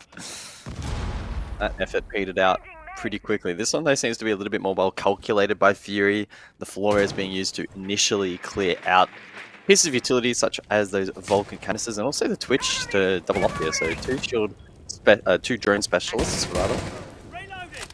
Looking to clear the utility ahead before they actually go for the execute. Making that a little bit challenging though. Drone for a backlurk as well for the attack. It feels like Fury might be cooking in this round, but we do just have to wait and see. Bakery being held currently by DCH. Ooh, cheese or no cheese on garlic bread? I don't think I've ever had cheese on garlic bread before, Gus. Why are we talking about garlic bread? Nah, just thought it was quite... Alright, next time I have garlic bread, I'm putting some cheese on it. I'm trying that. I guess I can't believe you've never had cheese and garlic bread. Yeah, no. Well, the Blitz making its way in towards Bakery. Sonigiri does get the kill onto Dark. Gets rid of the Capital. Nicolas, with a bit of help, was able to finally get the kill onto Onigiri. Evens things up. Blitz still good position. Yellow ping. Hello, freebie. What am I watching? What is going on? Surely he was blind. BCH. I think so. I hope so.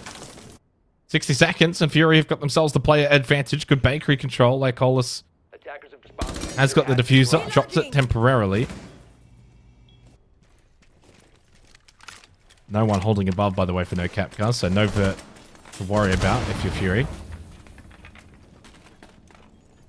Well, they've got the smokes here into no warden, so get those smokes out, lads, and let's get moving. You got 4 smokes. No gas babes either. There's no gas babes. There's no nitrocells. There's nothing that NOCAP can do besides shoot you. And you have a blitz that can stop the shooting. And it glides to shoot through the smokes. Oh, my god. never mind. What? Mr. Punch finds an angle of all angles. Oh, guys. Oh, and another one. They're going to lose the round. They lost the round. What? No way. They had all they had to do was just shoot you, and they had no utility, no gas babes, no nitro cells, no impacts, nothing. They had no vert, they had no one above. You literally just walked in, they pressed M1, and you guys all died, and we will be, god damn it, into another tech. I love third place games. They are the best siege. Okay, I think he might have been flashed. That makes a bit more sense. Obviously, then we talked about cheesy garlic bread, and in the meantime, they fed. Despite having 3 smokes for that execute and the glass, they got outgunned, and the blitz fell at range. That's wild. Oh my goodness. I'm gonna have an aneurysm, Michael. Well, you might want to lay off the cheesy garlic bread. It's not gonna be good for your health.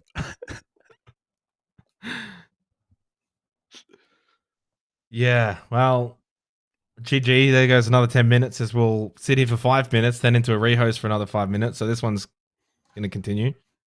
We're going to just go straight to a break and not even beat around the bush. See yous.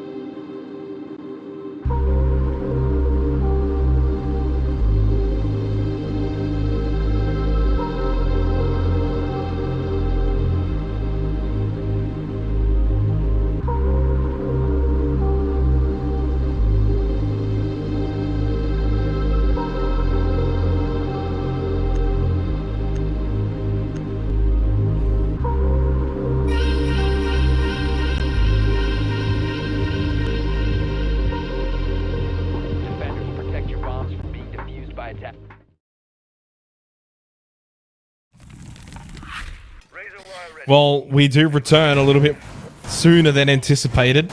No rehost, thankfully. At least something has gone right. 5-3, NOCAP pulling one out of the hat, and it wasn't a rabbit, it was a round win. We head to Reading and Fireplace now for the 9th round, and I'm all but convinced now, guys. I've seen enough. I'm converted to NOCAP. They're going to get the job done here. They're going to bring this back and win Cafe. I've never been more convinced of anything in my life. Well, I would be taking the over, wouldn't I? I mean, if I'm expecting more. Absolutely. Apologies, I was muted. So you were just talking to the absolute voices, but I was asking if you're anticipating another tech, and well, the answer is a resounding yes. So we'll see. I feel like I am talking to the voices anyway, so it's quite fitting, Michael. Thank you very much.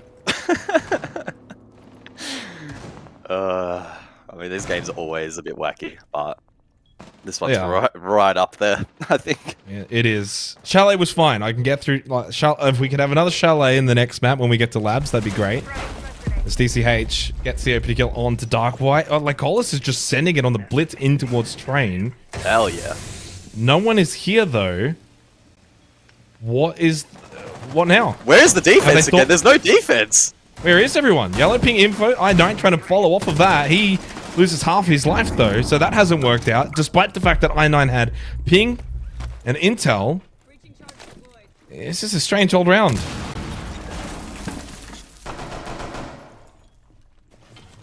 I don't think they're too far off being able to set up for a plant. With a bit of pressure in towards 90 and maybe dining, and then they could be on here.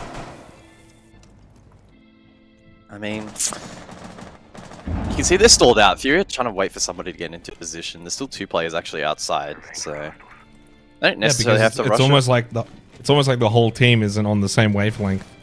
Yeah. It's one way also, I got that charm, by the way. Did you buy it? No. How'd you get it? I attended the Copenhagen Major. Oh, we actually, I didn't attend the in person. No, we didn't cast that. we weren't at the arena. We got the charm. Well, we got the charm. Well, they're just going to try and get the plant down off the back of these smokes as BG Man wins that battle. Nitrocell will deny it like Hollis as the smokes, of course, don't stop physical objects, so you can throw a Nitrocell through them, over them. And Onigiri gets rid of Crit J, and you would imagine from here, NOCAP will find a 4th round. This has been all defense from both teams.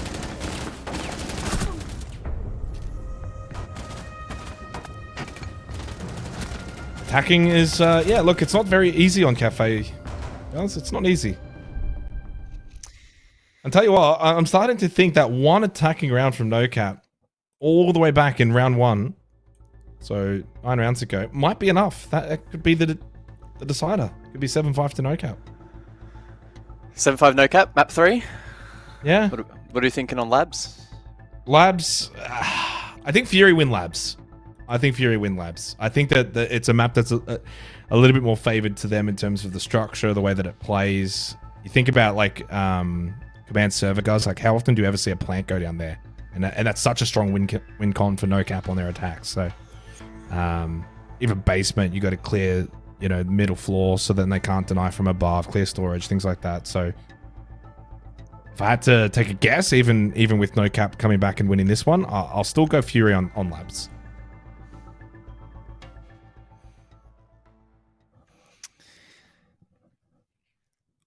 But I'm sensing this one's done.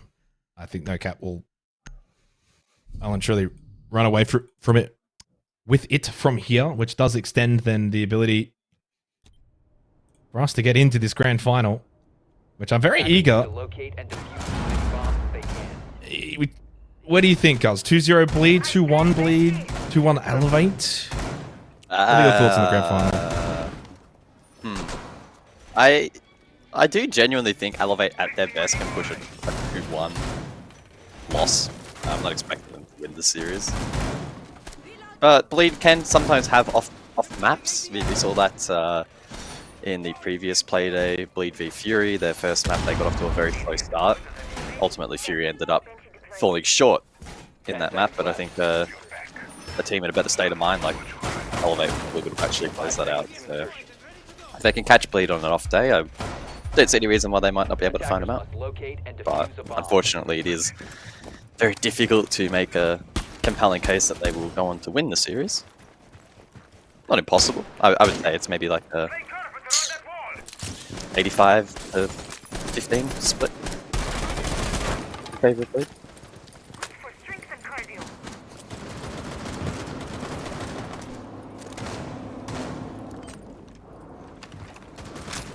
Claymore!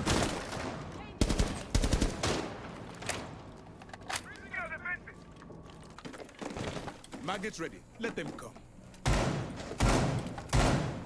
So top 4 for the 10th round. Pretty conventional looking defense for NOCAP. Look down, set back, hold the positions.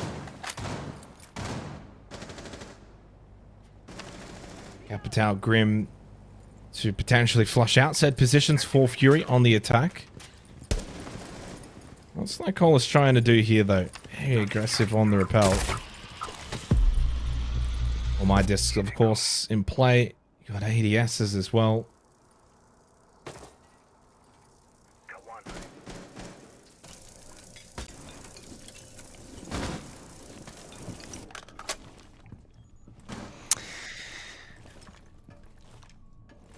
Yeah, Dark lurking down below. Don't know if he's going to be able to find much from this position, but Crit does find the opening kill in the round elsewhere onto Mark. And may be able to get to work eventually down below, verting up through the floorboards. DCH, though, to greet him in reading. And if the drone work here is lacking, he's probably going to remain hidden, given there's only 3 drones left. DCH is not going to be spotted. There's an outline bug as well down there, so don't get a little bit confused. There's double stack for Fury. This is where, though, after losing Mr. Punch, DCH may feel he needs to pick up the pace. Can't just sit here forever. At some point, he is going to swing. He is going to make this movement. Question is, does he find a kill? Indeed, he does. Dark completely caught unaware. He had no idea. It's been a rough one for Dark here on Cafe, unfortunately for him. Unforced since the rehost. Akiri controlling top white. Does get traded though. Almost made it back over towards washrooms, but shot in the back of the head gives Fury the numbers advantage. DCH has to make his way back up top red. Does offer a different point of contact though for NOCAP, and Scatman deals with Lycolas. Does lose his life on the balcony though, and suddenly down to a 1v1. Repel in from BG Man. Doesn't have the diffuser. Needs to go hunting in a 1 versus 1. 6 seconds. Got to pick up the pace. Move, move, move, move, move, move, move, move, move, move. The sense of time there is just, it's as if he's got like the whole day. like standing behind the mirror window. I mean, like, he had no I know it's not info, easy. so- I know. No info, no time. What do? You got to run around, start trying to just clear corners quickly. You have no other way you're going to win the round. Standing behind a mirror window at that point ain't going to win you the round.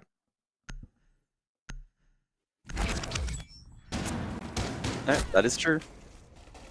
Again, another scrappy round. I mean, half the round being contested down below, and DCH is able to navigate that, even being line pinged at one point in time. And then a 1v1, able to win it out on the clock.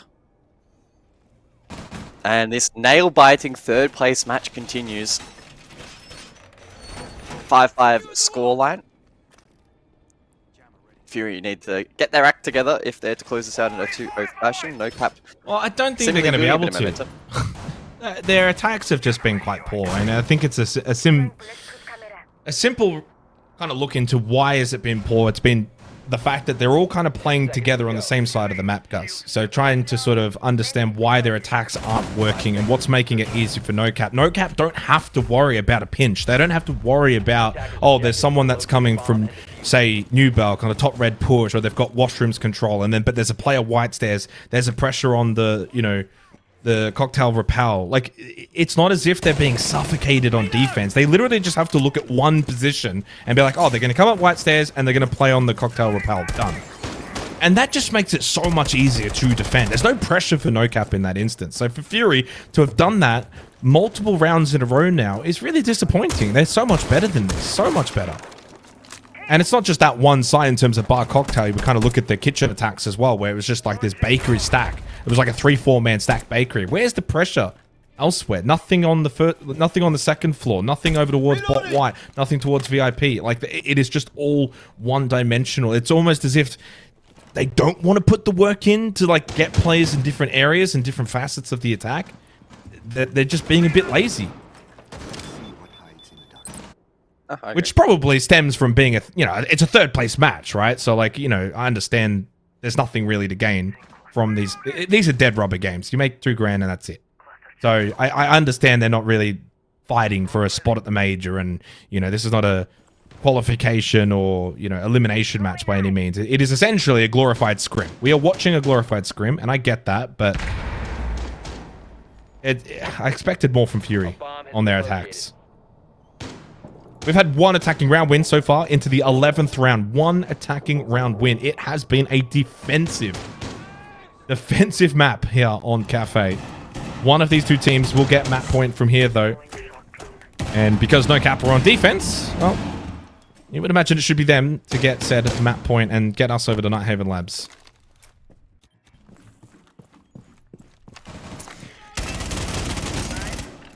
More of an emphasis on Vert for this particular round, though, Fury. So capping the direct bakery here, the blitz strategy, etc. They are playing, though, into a rather strong anchor setup, and the Echo in the late round as well could prove to be a difference maker for defense. TCH is over towards bakery and currently uncontested, not under a lot of pressure. Still 2 smoke canisters as well remain, but no nitro cell for NOCAP. And with that gas bay being expended, only 1 remains. So there's going to be, again, a big emphasis on the planted up potential here of the Echo. And Fury cannot put a foot wrong with only 20 seconds on the clock and losing first pick. Fury's a drop from Lycolas, not aided by anyone else though. In this instance, they are actually spreading out, but Dark solo push Bar loses his life. Crit J as well can't win his one. Push from Lycolas, Goomine a little bit annoying. And in the end, it will be NOCAP that will get to 6-5, and you would think then 7-5 to follow after this. Fury is lacking any semblance of the capabilities in attacking here on Cafe. Yeah, not much else to say. You can see it on their faces. They're not happy.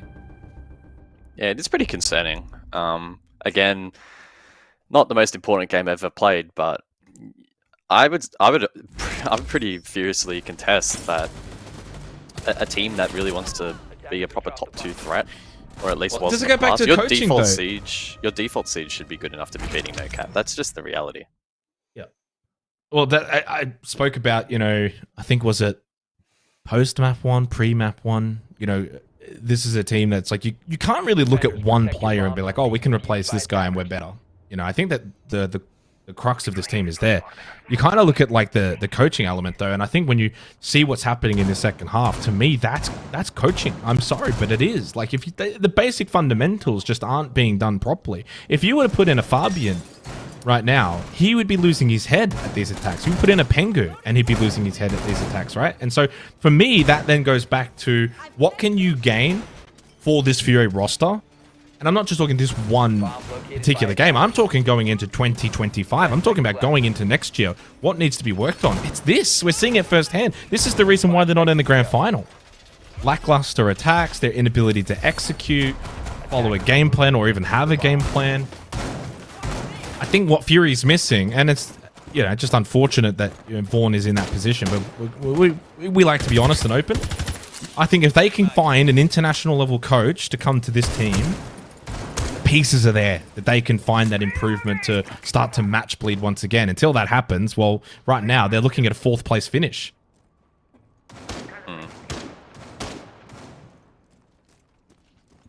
Yeah, it's going to be really interesting, I think, to see what they do over the break.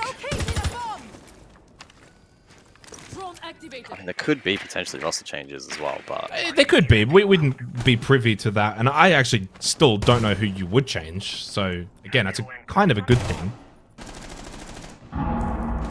Can they, well, do the unthinkable though and send this to overtime? Do you know by chance who's got double OT or OT? Didn't you say it was NOCAP?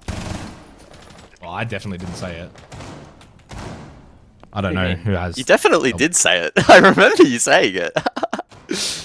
Oh, that's not right. And we almost just spoiled the video for the other game. NOCAP, OT defense, yeah. On this map, yeah. Yeah, well.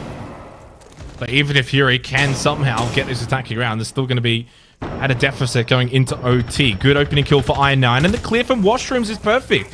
Double flash dump, clear out the player who can't see you. Onigiri had no chance in hell. Bees were buzzing. His position was pinged. That is a much better attack from Fury. It's in sync as a team, multiple players with one goal in mind. I'm going to use the Quiet Hive launcher, you're going to flash, and then I'm going to swing and kill. 3 players come together to make some magic happen for Fury. Best attacking round we've seen from them, and it's taken until the 12th round. Mr. Punch, though, does go with a counter punch, and then actually healed back up via the stim pistol of Mark. So back to full health, despite going down to about 20. That's a big moment there for NOCAP, and Mark as well comes up big. Kill onto Dark. Stim pistol to full health, and instead of Mr. Punch and Mark being on 20 and 30 health, they're full health. 3v3, 40 seconds left. NOCAP looking to close out Cafe. Oh, bad timing on Mr. Punch. Leaves it up to the 2v3. 30 seconds on the clock, and the Hive launcher will isolate Scatman. Drop inbound, you would imagine, and Mark is just sitting and waiting. You can see him on the camera calling out. Well, that's actually Mr. Punch, but Mark, I'm sure, is sitting and waiting. Scatman. Nitrocell available, 18 HP, double swing to come through, and they do it nicely. Like Hollis was able to play that well. Didn't peek at the same time. Crab walk from Mark, but he gets the information. Now into a 1v1, and Mark does the smart play, goes above. Like Hollis is chasing! Like Hollis is chasing! And he gets the kill with the bailiff! Huge clutch from Like Hollis, and Fury send it to overtime! Absolute cinema. From Lycolis. Beautiful play. Identified the right wing condition. But they're just making it so difficult for themselves. Like, this initial clear was awesome. This was great. The map clear was awesome. It was perfect. Then they feed 2-1s. They shut down the flank. That also was good. The double swing strat at the end was a bold call. I suppose they were nervous about the nitro threat. And then, yeah, like, wins it out in the end. Mark was doing his best. So much better, though, in terms of impression, but, yeah. The early portion of that round, though, right, is just so much better. And you can see that firsthand. You know, the flash dump, util clear, get rid of Onigiri inside of washroom, but you're doing it as a team. That's what makes it work. You know, someone else is throwing in the flashes. Someone else is using the Hive launcher. You're then swinging Pixel to washroom, and all you have to do is that. You're not playing a solo gameplay. Like, it goes to show that if Fury actually play as a team, they can get these rounds. Surprise, surprise. 10 seconds. So overtime we go. NOCAP double defense. That'll still put them in the best position for us to get to Night Haven Labs. Third place matches need 3 maps. It's only fitting. Bring the Mirror Maestro combination. And we did have a rehost in this game as well. So in terms of some of the stats, guys, so BG Man is 13 and 6 right now, not 12 and not 10 and 5. So Mr. Punch is actually on double-digit kills. He's 10 and 8. He's also 2 and 0 on the entries. He's been having a really good game. And Scatman leading all comers in terms of cost at 73%, actually tied though with I9. So certainly some individual numbers have been really good in this game, but I think both teams will be quite disappointed in their attacking rounds, that's for sure. Mr. Punch very aggressive in towards Lounge. And look to plug that hole up though with a bit of help from the Kiba barrier, but still, I mean, these kind of positions make or break a round. You can certainly get a couple of kills, which will make life very difficult for Fury. If he gets cleared, and suddenly Fury have got a really good avenue after clearing Lounge and getting a player kill, it would really put NOCAP on the back foot, and almost found an angle. And they do find an angle. Aggressive Crit J straight into shop. Mr. Punch maybe not anticipating the ability for Fury to get into that position. Loses his life. DCH not even in really a good position to fight right now. He's rotating back through reading. Advantage for Fury. Could they make it 2 attacking rounds in a row and then go on to defense to close it out? From seemingly nowhere. They look down and out. I mean, it's a strong possibility. Odds drones being activated at the moment from I9. Maybe looking to hack the future level with Pixel, but doesn't appear to have been all that successful. BPC over towards that white corridor, getting information in lounge. Ooh, Right on the exterior Onigiri. of Onigiri, and that's just a clean shot. Can't fault Dark for that one, but I9 responds. Yeah, really good shot from Onigiri, but you're right. I9 was able to get the quick kill back anyway. Low HP for I9. After that, does have a couple of smokes. Gonna get those out before he maybe loses his life. Try and go get this plant down earlier. BG Man with a big kill onto Onigiri. You can see from DCH's perspective, he's trying to just tap away back with Cocktail, but he can't find an angle to actually get these shots to land. So double stack towards Cocktail right now for the last 2 members of NOCAP, and another swing that does not go favorably for NOCAP. A lot of life lost for Mark, and again, same for DCH. Mark did get a kill, but DCH on 2 HP. They are both very low. Pressure mounting in the push coming through from Fury now with 20 seconds left. Mark slipping in through bar. They've caught him though. He had no idea there was one still in that position. DCH, white hallway, smoke goes up, low on health. I9 on 16 HP, and he does not miss. Fury, 2 attacking rounds in a row. And they've got themselves match and series point. Well, I said last round was absolute cinema. I think we have a trilogy on our hands here. Another great round from Fury.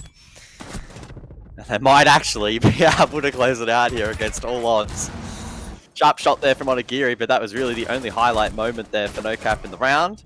Mark had a small opportunity, but didn't spot the head. And then a good plant position here. Well covered by I9, and just generally speaking, a sharp improvement in the teamwork from Fury. I don't know what had sparked it, but... Yeah. I mean... has been a big improvement. Protect your bombs from being defused by attackers. Yeah.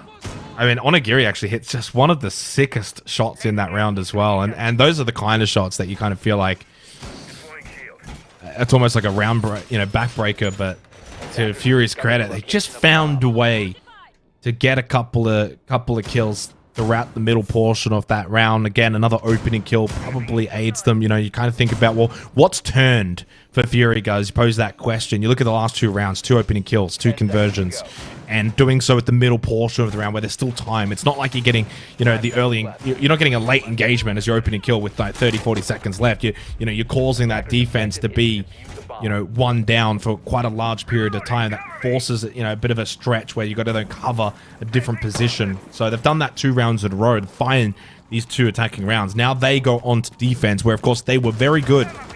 The only site they lost was 1 Spark Cocktail. That was the opening round of this entire map, which feels like it's gone on for quite some time. But like Hollis don't need to do that. Bit ambitious. Wow.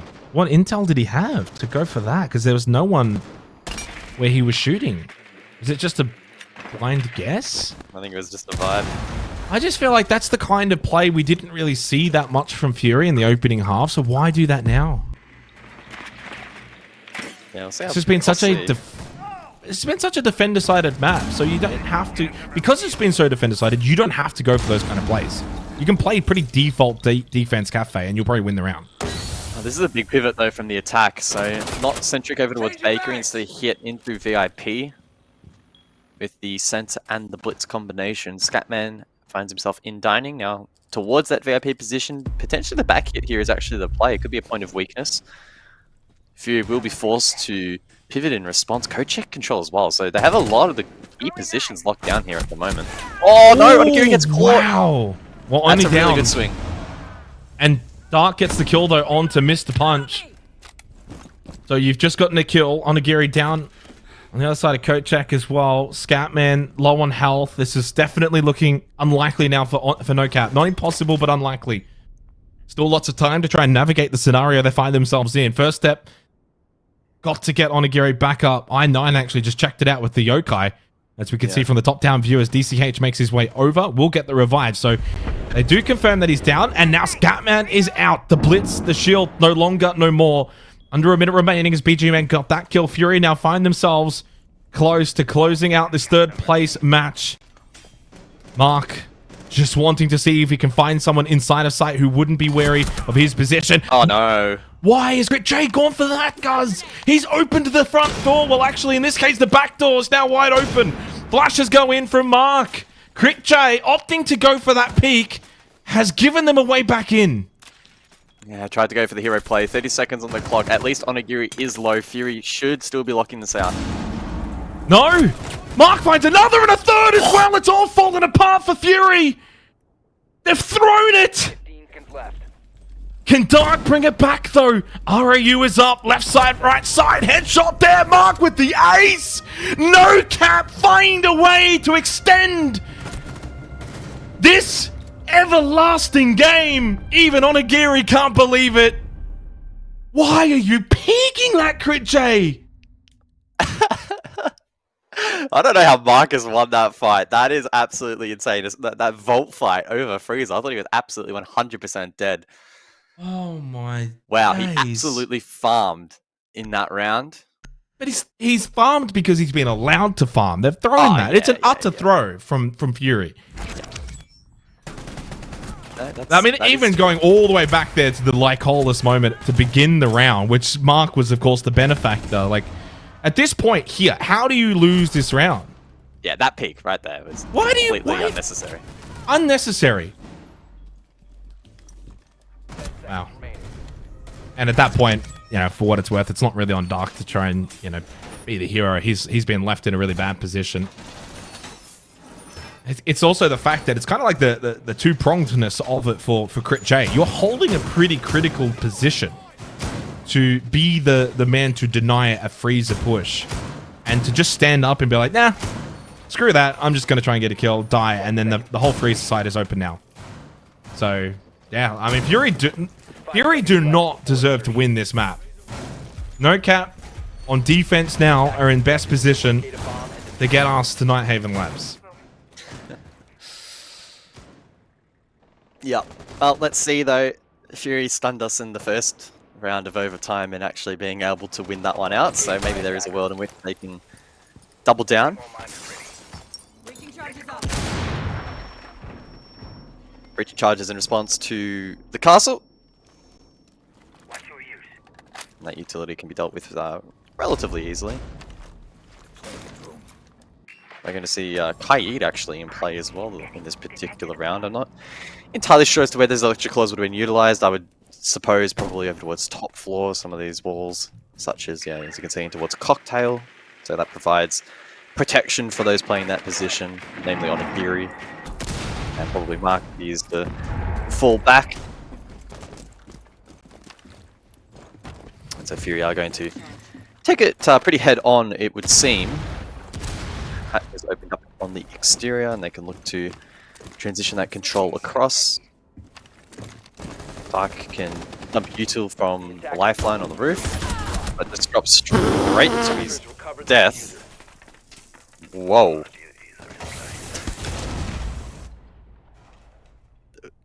That must have been a misclick. Yeah, I think Labs is calling. Labs is calling. Yeah. Just go to Labs.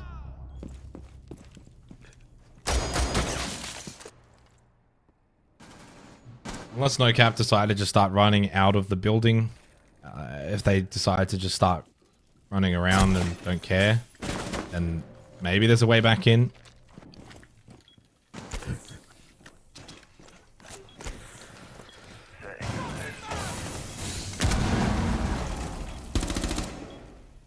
What a fall from grace for Fury in 2024 from the lofty heights of 23, going overseas and representing this region to seemingly about to be a 4th place finish. It's honestly been quite a dismal year for this team, for this roster.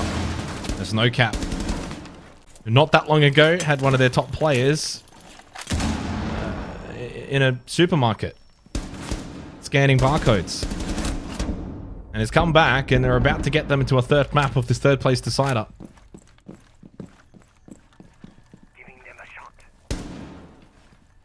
From 5-1 up.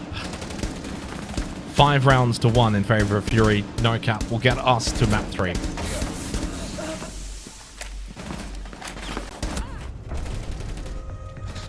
Oh, that's all she wrote on map 2.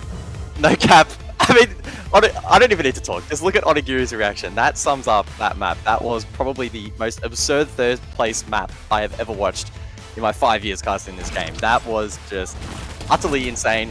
Too many unexplainable moments to break down. So I wish the desk all the very best. Yeah, what a game that was, Dev. 5-1 down against all odds. NOCAP were not looking good in this series. And we go to overtime and they win it. I'm speechless.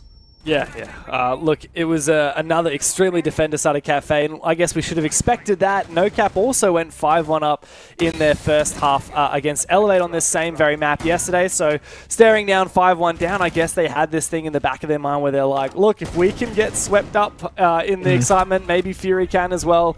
But yeah, that's that finish, particularly in overtime. I just think that like this game just degraded over time. Both teams really feeling that pressure as the game just got messier and messier. And by the last round, I mean, I don't know what Fury was thinking, but really just it was struggle street. Yeah, the ball has been dropped as we head to Nighthaven Labs now, Pengu. Is there any more hope for Fury, or is that bottled? Have they bottled it? I mean, it's a mental game now, right? It's no longer about first, second, or third map. It's about resetting mentally, because NOCAP are gonna be feeling such a sigh of relief actually making that comeback happen on the back end of Fury being unable to attack whatsoever. So reset, go again. That was ridiculous. It was chaotic. Try and go for a clean final third map. Well, it is GG go next all across the board here, from the casters to the analyst desk and to Onigiri's cam. It is well and truly going to a third for a third place matchup. It's poetic if you like it that way. However, for us, it's time for a break. We'll be back after this with Nighthaven Labs.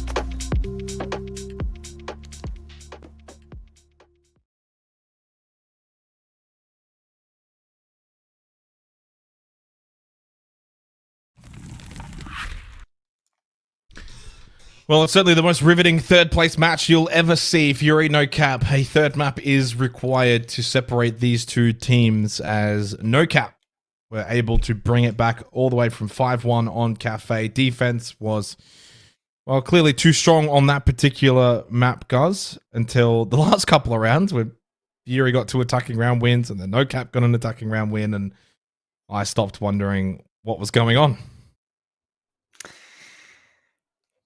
I think my trauma response to that last map is to just block it out of memory. So I'm not going to reference it. I'm not going to talk about it. It did not happen in my mind.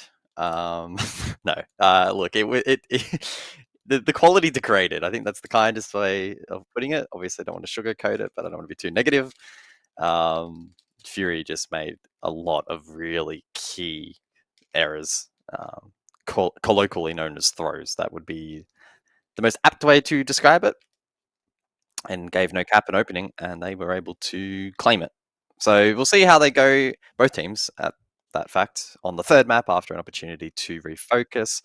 Labs offers an opportunity for a slightly different brand of Siege to be played, and Fury will have the comfort of defense to kick things off. And again, to reiterate, for those either just tuning in or they've been watching and not quite sure what's at stake, what's not at stake, third place match, you can see top left of your screen, of course. So the loser of this will be consigned to 4th for the stage.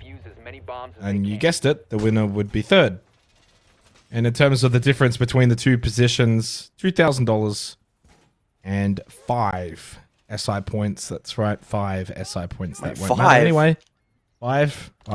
There's a difference of 5 points. Which won't matter because neither of these two teams have gone to a major this year. So they actually can't make SI. So, yeah. There's not much that actually means anything in this series. 10 seconds remaining. But we do get to be entertained, Jake. And there has been no shortage of entertainment. There has been entertainment. That is exactly a true fact, Michael. That is a true fact. We've been thoroughly entertained. That's my fun fact of the day. Third place matches are the most entertaining Siege on offer. There is a grand final after this. Yeah. But there is a grand final that does determine who goes to the major. But you know what? I don't think you need to watch it. Which game will be longer in length? This match. This game. Absolutely, this game. Yeah. Really? So I've personally got Bleed going 2-0 in my prediction, so I have to kind of back that, which means that I would say, yeah, this will go longer. So Fury onto the defense. Now, I've been able to cool down a little bit, rethink, reevaluate. Surely on this map, Fury should have the better of NOCAP. Newer map, less practice time for NOCAP as a team. I think Fury can probably get off to the good start, but this time then bring it home. I kind of see what they should have done on Cafe. I think they will do here now on Labs. Yeah, I would hope so. We'll see though. I did pick NOCAP. I'm fairly certain for this match. In fact, we all did outside of James, as far as I know. So Fury should be winning this, but again, much like Cafe, would not be shocked if NOCAP are able to produce a result, but they are attacking first. And they may have some complications here. Hard breach for the opening phase of this round. It's actually been quite good. Stalmers are getting to work over towards Warehouse as well. And so, honestly, they've got into the practice of exposing this side really cleanly. NOCAP. And that's going to apply a lot of pressure to this defense. I9 takes a hit of damage, as Mr. Punch does find the opening kill. Xenox fun fact, the opening kill of each map has went on to go and win the map.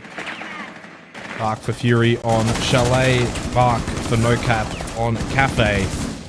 The opening kill going the way of NOCAP does wrap things up, and we can conclude. As per the last two maps. Legal purposes, that's a joke. As Onigiri gets a kill onto I9, and they can get the free kill onto the Clash, just like Colas was not expecting further aggression from Onigiri to push through into Rafters. Lovely swing. Well, the round is done. No cap, no worries. An early attacking round and smiles from Onigiri, who, if we think back to the end of Cafe, he's Well, facial expressions were one of disbelief, I think he was bewilderment. bewildered. Yeah, bewildered. Jinx.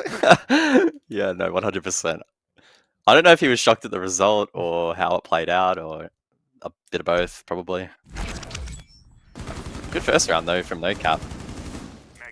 And honestly, as much as we have been critical of Fury throughout this game, especially on the last map, this round here is actually probably one of the better examples of NOCAP actually genuinely playing really well and outplaying their opponents. And Fury didn't make a whole bunch of big mistakes in that round. I mean, you could stretch and say like Polis, they got caught in the cross and didn't get value from the clash. You could probably also argue that the Bandit got limited value and didn't limit hard breach well enough. But to the credit of NOCAP, they went through the pretty default checklist. They didn't even need to overcomplicate things with like a buck below or anything. They opened the walls, seized that pressure, surrounded, went for a split push, and it worked.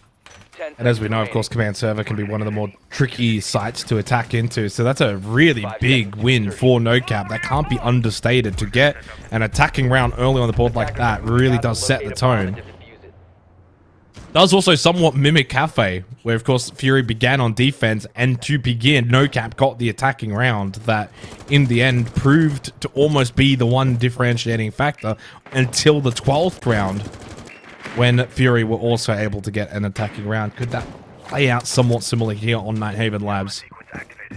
I think it's pretty fair to say NOCAP deserve to win this series. They deserve to finish third with the way that they've been playing in comparison to their more experienced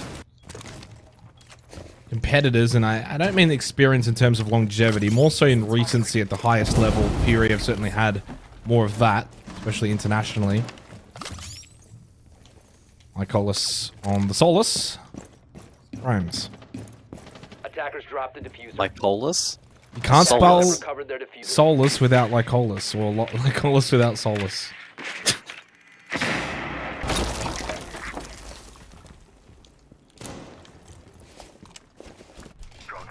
So a minute in then to the second round, top down clear for the attack. They'll be looking to get value from the Ram and Buck combination on the soft floor. Pretty common. What we've also seen quite a bit of is the scope of Rome on this particular objective, and Kritche currently over towards that meeting hall room position. Loves this play. He's played a lot of Scopos already this particular stage, and you know, really good position for a flank. Successful though. Yeah, it's been mixed. I definitely feel like Scopos has kind of come in and it has niche uses without being, say, something that's like overly locked in all the time and everyone's playing it every round and it's getting banned and it's super oppressive. It's honestly had one of the more fair launches of an operator that we've had in a while. It gets played every now and then. I think we saw it get banned actually at one point as well. Yeah, there's been one ban. I think it was a target ban onto Crit J, if I remember. Yeah. 40 seconds left in this one, and it's Mark that's made contact. Gets the opening kill onto I9. Lycolis, the vault over unsuccessful. The initial pop shot gave his position away. He missed the punch, then knew that Lycolis was pushing behind him. This could be another attacking round for NOCAP. They get the plant down. All the signs pointing to a NOCAP amazing start. The fact they're getting opening kills, they're getting plants. They've taken the two best sites that you want on defense. Fury already at sea here on Labs. This has been a disaster from Fury. Wow. I think I made the comment back on Cafe. I really did believe that if Fury just played default, they can outmatch NOCAP. I'm not saying it would be a complete whitewash and it would be a domination, but I thought they would certainly look stronger. But we've just seen two very straightforward attacks from NOCAP on the default sites, and Fury, to their extent, playing, you know, a rather default style. Maybe you throw the Scopos in there as the pocket pick, but still playing it in a predictable manner that we've seen in the past. And they just found absolutely nothing here on the roam. Scopos had no impact. Like Polis, unfortunate vault, no plant denial because those defenders were really occupied off site. And NOCAP, to their credit, they just cleared top down. They made sure that they cut off Crit J when he eventually went from roam, so they were conscious of that. And they brought the Buck Ram combo, kept it simple, and were able to establish third, which was useful in the end as well. So I'm liking the brand of siege that NOCAP are bringing inside of the server. I'm just a little bit confused as to how Fury aren't matching it more evenly, because the first 2 rounds have been very one-sided. 10 seconds remaining. Now you can't put your channel points in anymore, guys. But I had a quick look at the the poll because there were a lot of Fury votes on Cafe.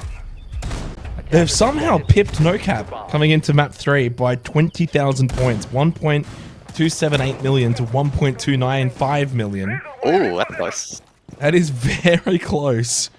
And I tell you what, those that have gone Fury would not be liking this start. It might only be 2-0, but when you kind of look at the map we're on, the sites they're playing, the side they're on, this is a tremendous start for NoCap. 2 attacking rounds on Labs. We've seen in Asia and Oceania especially that these sites are not easy to attack into. For them to just come out, opening 2 rounds, get a plant down, get both opening kills, win the first 2 rounds.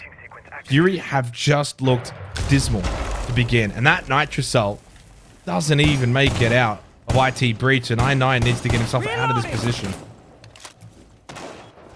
Attackers have dropped the bomb diffuser. Attackers recovered the diffuser.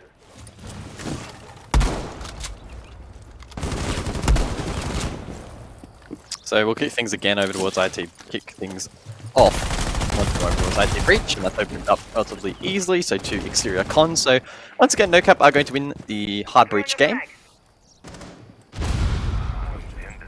And last time out, we saw that gave them a really strong platform for the remainder of the round. They also still have 2 Selmas left, as well as ammunition in the Maverick Torch, so they can work con as well. They do need to be mindful, though, of I9, who peeks for info through con. This position can be cut off if paid correctly by NoCap. This Munchie is able to just dash across, I suppose. It's very fortunate timing. It doesn't catch him. Reloading. Yeah, opening pick to Onigiri. 3 in a row now for NoCap. It's their weakest element as a team this entire stage, and yet they have beaten Fury on it in this 3rd place matchup. That is staggering. By the way, if you want to look at the plant metrics as well, guys, in this entire series, 5 to NoCap, just 2 to Fury. But double kill now for Fury gets them back into this 3rd round. 2 attacking rounds is one thing. They certainly can't be giving up a 3rd, and a big kill from I9 in towards Electrical. Shuts down Onigiri. Scatman keeps hope alive for NoCap. Death marked now by DCH. And he will place that onto like Colas and look to try and shoot at him from below. 20 seconds though remaining, so you don't really have the time to play these kind of games. Does actually land a tag, gets him low. Where's the pressure? Scatman in towards Electrical, making the push up above. They still don't have the diffuser, and eventually the reinforcements arrive at Fury are on the board for Nighthaven Labs. That poor Dave was down below. Yeah, shooting through the metal bars in Siege, I'm sure as anyone who has played the game will know. Even with a live ping, it can be incredibly frustrating. But Fury can now rejoice. They have gotten a round on the board, despite the, once again, good early round play with the hard breach. Pretty much no contest from NoCap. The mid-round Fury were able to be rather competitive. I saw what you did there. Defenders, protect your bombs from being defused by attackers. What did I do? No contest, no cap. No intention of making that a thing. But... Ooh. It's heating up. It's getting ready for the grand final. That I'm not casting, but I still want some good word spaghetti on the desk. Oh no. Well, certainly better from Fury, but you can clearly tell in terms of the cams, they're not happy with the way that today's gone. 10 seconds to go. This is just kind of where you've got to get out of that headspace, that mindset. You can't be dwelling on, you know, what went wrong on Cafe. Their Chalet was good. Chalet, I felt Fury were the better team, and the scoreboard suggested that, up 7-4. But Cafe, they were well beaten despite the scoreline. It was probably not so much at 8-7. Inside of the server, NoCap were far and away better.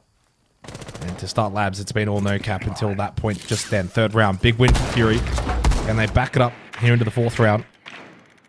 We go to the tertiary side as well, with command server taken and not wanting to go back to basement. We head to control and storage.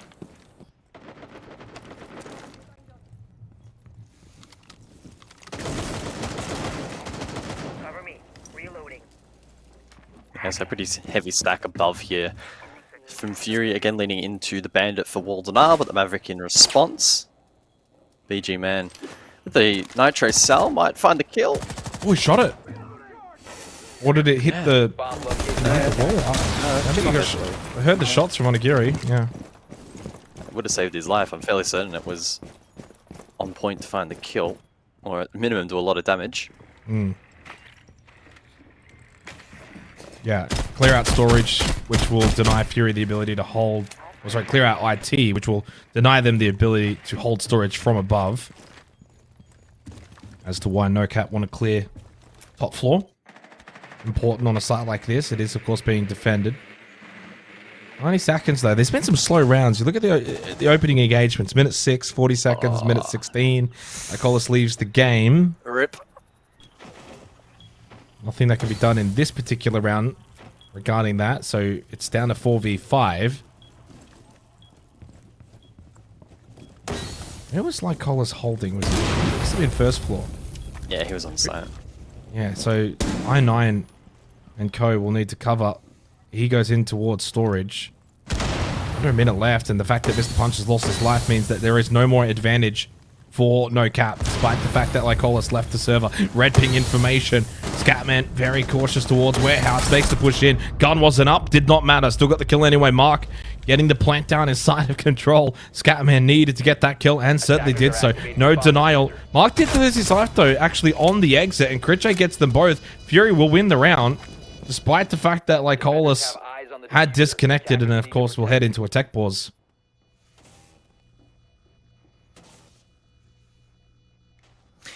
Yeah, always scary if you're the team on the receiving end of a disconnect, but Fury doing a good job on consolidating that control on site, and yeah, but I mean, very much bolsters the half off the back of winning the tertiary site. Did a good job of just locking down the objective, isolated a few fights. Saw the value of the clash up above as well, which went on a bit of an adventure. This was obviously back in the first round. We haven't seen the clash since, but we may well see it appear once more if we get back to the top floor. Been some scrappy moments for Fury, that's for sure. Second round with those flanks falling short. And NOCAP looked really sharp, and I think at this point we were getting a bit scared that NOCAP could run away with it, but Fury have shown a bit of fight. Yeah. Especially after losing Lycolis in that 4th round to a DC. You know, the fight has been shown. It's been better. This has been better. I mean, the fundamentals here on Labs have just been far and away better than what we got on Cafe. So maybe in retrospect, you go back to Cafe and you just think it was kind of a one-off map situation. Maybe that's the kind of map that in the off-season Fury have to just workshop vigorously, get better at it. Otherwise, you're going to ban it out. We should be good to go, though. 5th round. And no rehost and not a prolonged tech pause, which is good. Okay, Labs is starting to be a little bit more friendly for us here in this 3rd place decider. Again, a reminder, grand final to follow pretty directly after this, outside of just the standardized breaks.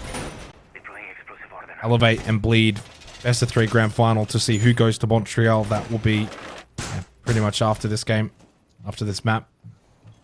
Go post it in action again. Critchay very much has been enjoying it, but again, like, maybe it's a case of still a rather small sub-sample does, but we don't see too often the Scopos from our POV, as in watching it, you know, where we see Critchay get a kill, get himself into a bad spot, transfer back to site. The only times I've seen that, I still think of the one in Oceania League where I can't remember who, or maybe, no, actually, no, it was Asia League, was Turd playing on a Consulate, and he transferred back to Consulate basement. He left it in the default position, and someone just got a free kill because they were playing bot yellow. And it's like the only time I've really seen the transfer. I'm pretty sure that's Critchay that was playing it. I don't think was it Critchay? Maybe it was, okay. I probably thought it was Turd because he's like the only other guy that plays the operator in the league, like Turd and Critchay. I could be mistaken, but I think it was Critchay. But yeah, no. If you don't hide the second shell in an appropriate position, you can really get caught out.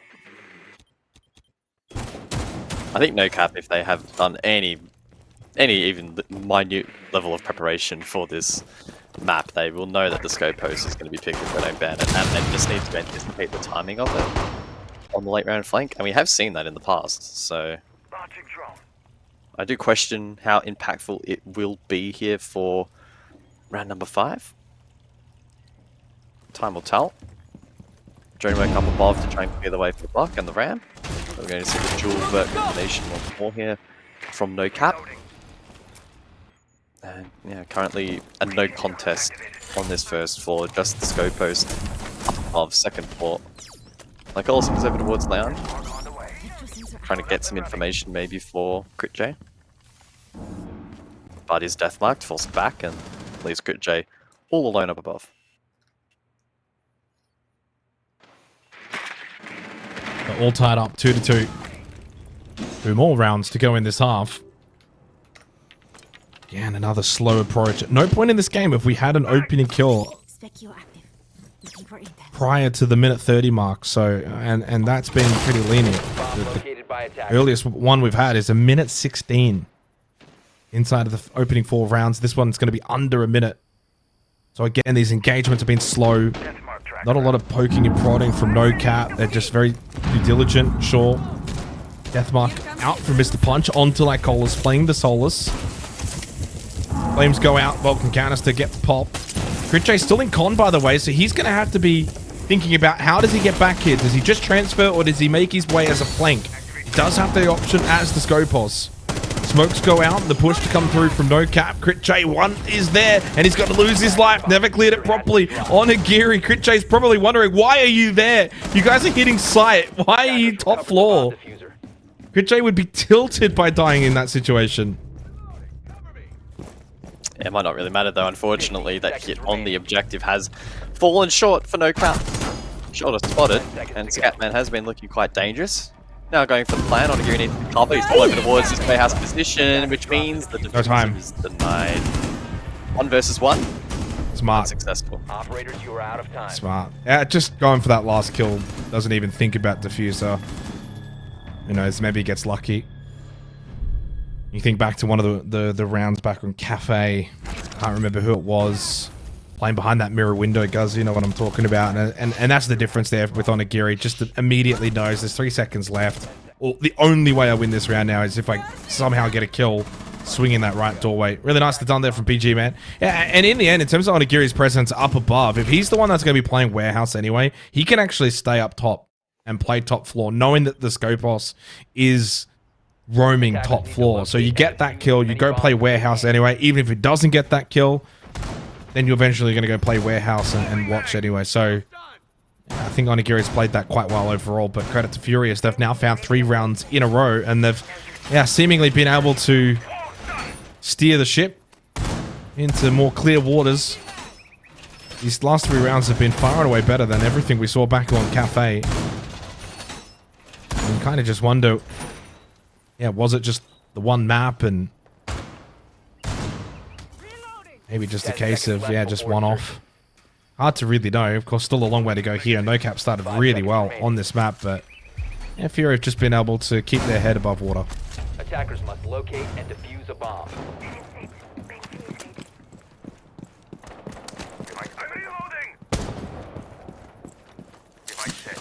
So Kaid and Bandit, more Wards and all this time around. Fury are trying to make that element of the game a little bit more challenging for NOCAP. It's been pretty breezy for the attack so far and opening up these walls and doing so in a timely fashion as well, which then puts the rest of the team under quite a bit of pressure. They also aren't running the army this time around, so wall denial and disruption is really important. Unfortunately for the defense, Maverick has been brought, so BG Man again will pre-rip a Nitro.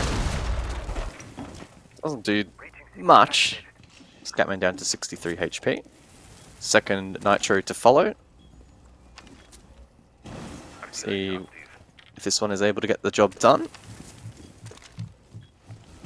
At minimum, it is just dissuading the Maverick at the moment and making this wall much more difficult to open up. So in terms of time wastage, I think this is a good strategy from Fury, because typically at this point of the round, the walls are already open.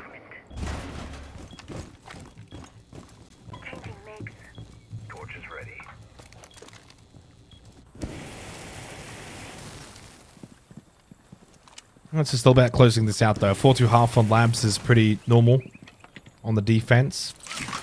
Nothing to write home about, but certainly a good recovery from a pretty bad start. This is the site, though, that you typically want as a defender, so good way to close things out. Of course, the opening round was not great.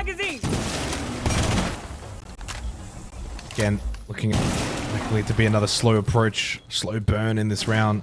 Attackers have located a bomb. Do you like the Grim choice, though, for Mr. Punch? We haven't really seen that from NOCAP this half, so first time we'll see the Grim. Plenty hard breach, and they do get IT opened up. 60 seconds. Mr. Punch over towards meetings. They got a decent split. Good meeting pressure. You got IT pressure. This is shaping up to be a decent round. And on top of that, guys, Buck down below, first floor, pressure from below. So NOCAP's got a lot of good avenues here. Yeah, Buck in response to the mirror as like always exits the game again. Someone check him, PC. Maybe he swapped PCs with I9. Oh, pressure. Really on the defense mounting with Noah's Army, there's nowhere they can play, and NOCAP will shred it. Well, all of the tech issues tonight have been on Fury's side, so they gotta check out their computers or something, because this is really strange. 15 seconds left. Really unfortunate, of course. Never a good feeling, but for NOCAP, as soon as that DC came in, they just pressed the big giant green button that says go. Sent it straight into sight, knowing that they had the 5-on-4 advantage. They'll take the round. Doesn't matter how you get them. You get them. Smiles from Onigiri. And it will be 3-3 at the half, which is a very impressive half for NOCAP. Yeah, disappointed for Fury. Out of Lycolus's control, out of their control. They still had a chance, of course. You think about control storage in that fourth round, guys. Same thing happened. 5-5, then 5-4. They brought it back and they were able to win that round. This instance, though, you can't just look to the excuse and be like, oh, Lycolus DC'd. Like, it's command server. It's 5-4. It's still a very winnable round. It's still a live round. So that's still very disappointing from Fury's perspective. Yeah, disappointing. Yeah. 5v4 doesn't make things easy without the Azami on site for the trade, but yeah, unfortunately, NOCAP looking actually pretty clinical in those particular positions. So hopefully Lycolis can get back into the lobby in a brief moment. Last time he dropped out, he was able to rejoin pretty swiftly.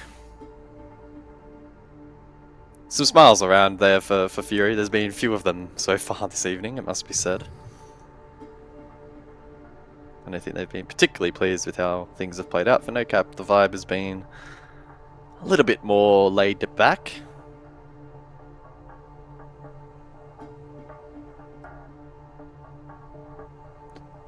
Onigiri's back.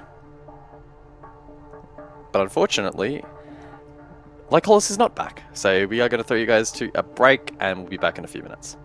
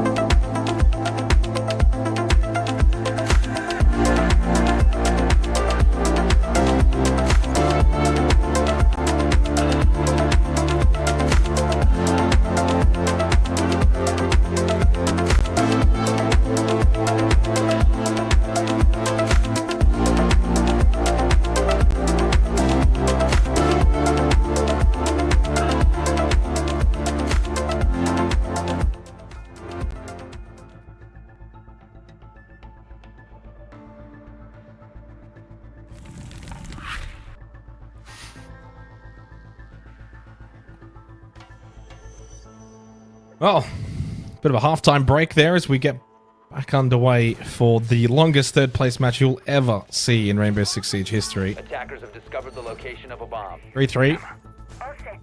Not too long to go until the grand final. We're edging closer to it, Jake. Indeed we are. Indeed we are. We all are. Bit by bit, round by round, kill by kill. Round by round, yep. Tech by tech. 10 seconds remaining. You are right, it was quite literally a halftime break, so sides now switch, NOCAP on the defense. As expected, we go top 4. And a bit of a different interpretation here from NOCAP. They will mirror, play that on the exterior wall. And we're also going to see the Blitz in play for Fury. So I would hazard a guess that it's going to be used for a push top blue. That is the most traditional place to play the shield and apply pressure. There are some other options available as well. You can maybe take a risk and play at warehouse. I would, not necessarily anticipate that. The only thing that does concern me in terms of this attacking composition is the fact that Azami is on the board for defense. When you look across at the explosive utility or lack thereof for the attack, it get a little bit scary later on. Dark is likely going to use his flash charges to mirror windows as possible. And so it leaves really not much to deal with those Azami barricades.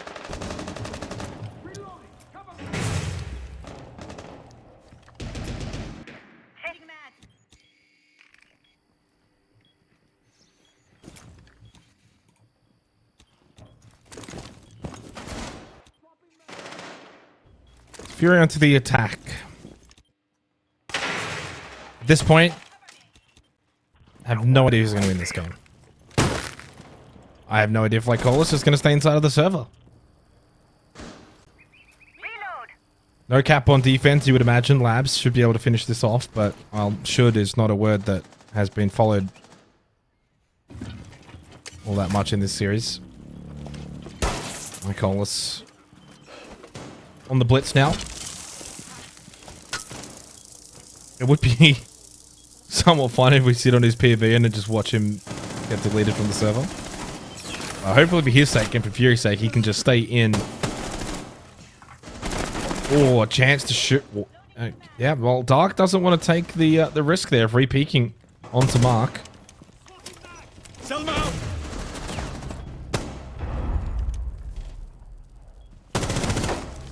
Oh, good shot. 2 kills for Fury. And they suddenly take a very resounding lead here to begin the second half.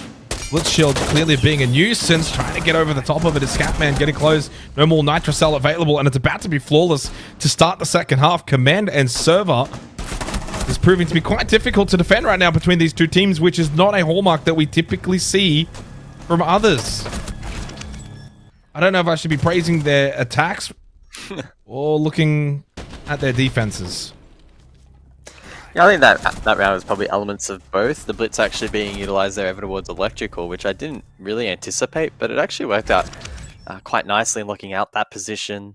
We saw the likes of Dark get value from the Con Breach and Unlock Pillar. And so those power positions on the side, and that's been the problem for both teams, even with the Azami on the board, have really not been power positions. They've actually been taken down with relative ease by the respective attacks. So good start to this particular half from Fury.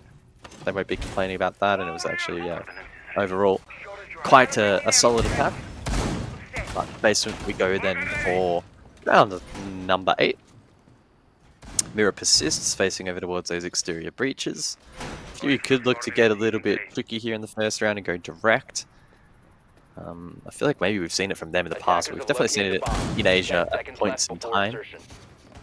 A direct hit from the breach itself, with maybe like Blaz and Zoinks, for instance, but this particular lineup with double vert of the Ram and the Buck alongside the Jackal, indicating that this will be a full map sweep. I don't know if NOCAP are going to lean heavily into the roam. They may elect to instead play staircases and just try to chip away at that drone economy. So I just,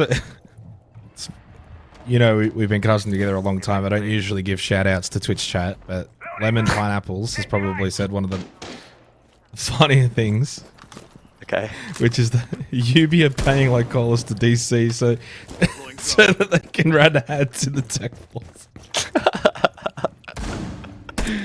Oh, that's great. Well done, Lemon. Well done. That's a pretty good conspiracy theory. I don't mind that. Based. That is based. Like Hollis is in on it. Well, Fury with a slight edge begin the second half. Both teams have obviously shown capabilities to attack here on Haven Labs. It's looking to be a pretty neutral map at the moment. I think the Twitch poll of 50% for both sides is looking quite apt here on Labs. These rounds, though, have just been so slow, and a lot of that comes down to the defense and the way that they want to play in position. Are they aggressive? Are they, you know, denying entry positions, going for spawn peaks, playing these stair positions and peeking up, you know, swinging a hallway here or there. Again, the earliest that we've actually had an opening kill was the minute and 16 mark. Well, this one was close around that mark again. 5-4, but it goes the way of Fury. Scatman wanting to get aggressive on defense, but leaves it a little bit too late. And by that point, you're probably best to almost not be over-aggressive. Pressure up above. Credit to Lycolis as he gets the kill onto Onigiri. Vulcan canister will explode. Plenty of time then to wait out these flames. Mr. Punch will go down too, and NOCAP's defense is faltering. Yeah, this is better from Fury. Some good structured attacking work, isolating these particular positions, and now with a 3-player advantage for the final 30 seconds, surely they can't lose it from here. That being said, I9 takes a heap of damage. The Vulcan canister floating. Barbed wire cleared, and the route towards default plant now opened up. If they can make the cross, which she has been able to, and a good trade from Lycolis. Mark to re-peek into the same line of sight. Not really much he could do. And Fury go back to back. Yeah, and they've got themselves a little bit of a lead now, but most importantly, they've been able to win 5 of the last 6 rounds. That's quite a damning statistic. So they've turned it around here on Nighthaven Labs. Certainly, Cafe left a lot to be desired. By no means were they playing their best Siege, but they've definitely brought a better attitude over to Labs. And again, it's a 3rd place match, so no over celebrations here, but certainly a little clap in the background from Vaughn. About 40 minutes ago, I was advocating that he loses his job. I mean, look, as harsh as your statement was, and I think I agreed with it, I actually posted in the chat before, we were talking about it a little bit. The reality is, who are the 2 teams that have jumped above Fury? Bleed and Elevate. Who are the 2 teams that imported international coaches and imported that brand of Siege into their playstyle? You guessed it. Bleed and Elevate. Bleed and Elevate. We've also seen the same success from PSG Talon in Korea. Gaming Gladiators? It shouldn't be a shock that international coaches of high quality are valuable. I don't know if that's the missing piece for Fury. I mean, it could be deeper internal issues or whatever the case, or players just aren't as good as they once were. I don't know. But it does stand out as being the big differentiating factor between Fury and the other 2 at the moment in terms of personnel. And by no means do I think ill of Mad Duck Ranger. Good old Vaughn. We've had some chats before. He's a good guy. And it's not necessarily a case of just, you know, 1-for-1 replacement. You still keep them on your staff. You know, I think Mingarang is still with Gaming Gladiators, is he? Or is... Actually, don't know. Yeah, I believe so. Yeah, just a different role, right? So, it's not like you're limited to one coach on the roster.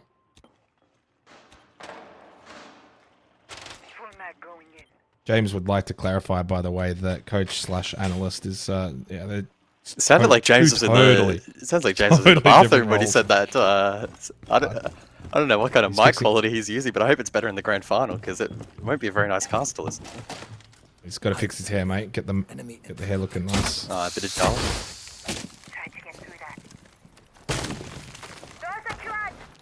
Setting breach Can we charge. see some of this pace pick up here with this rafters push? Not really. Although there is an attempt. Air window will get dealt with by the Ash charge. Banshee as well. Now they slowly deal with these keeper barriers, which are being a bit of a nuisance. No one moving an inch for NOCAP. Everyone just holding on this top floor towards command and server. Where's the roam extension though for Fury? So you've got IT, you've got a bit of rafters. They send like Colas. Is he treadmilling? No! You're kidding me. You know what? This is the only reason they might actually lose this map. Unironically. Wow. Well, Lemon Pineapples is it's about to be back on the conspiracy. Oh no. It's not a conspiracy Round's not over theory yet. anymore. It's not a conspiracy. The round's not over yet. We're gonna find And the receipts. Fury have been able to win a round though with a Lycolas DC. They're 1-1 right now. Keep track. They're 1-1. Will they be 2-1 or 1-2? I know. Big kill. They needed that just to keep maybe a bit of hope. There's a trade. And they've still got a bit of blue pressure. This is where they wanted Lycolas to push through on the blitz. Goodmind, though, will stop Dark in his tracks and he's low on health. And the other two will fall at the same time, leaving Dark by himself in a 1v3. Footholds to deal with. 5 seconds left. It will be 1-2. The DCs for Lycolas not working out. And you guessed it, Tech P in chat coming up.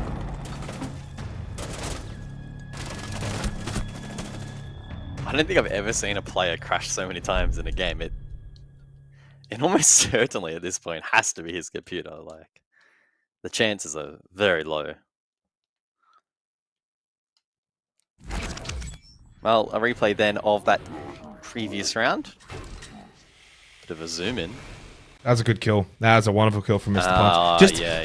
Just the his one tap. presence alone, just his presence alone, sent Lycolas packing. Lycolas did not want any of it. Who wants to Where are do we the going, throw to Gus? break? Do you want me to throw to the break? No, you've been doing a good job. Yeah, let's get you to throw to break. Oh, you throw me under the bus. Now I'm a bit self-conscious. I feel a bit of pressure. Well, I'll keep it simple. It sounds like Lycolas may need to throw his computer out the window, go down to the store and buy a new one. So if he could do it within 10 minutes, we'll wait and see. We wish him the best of luck. Let's go to a break. We'll find out on the other side.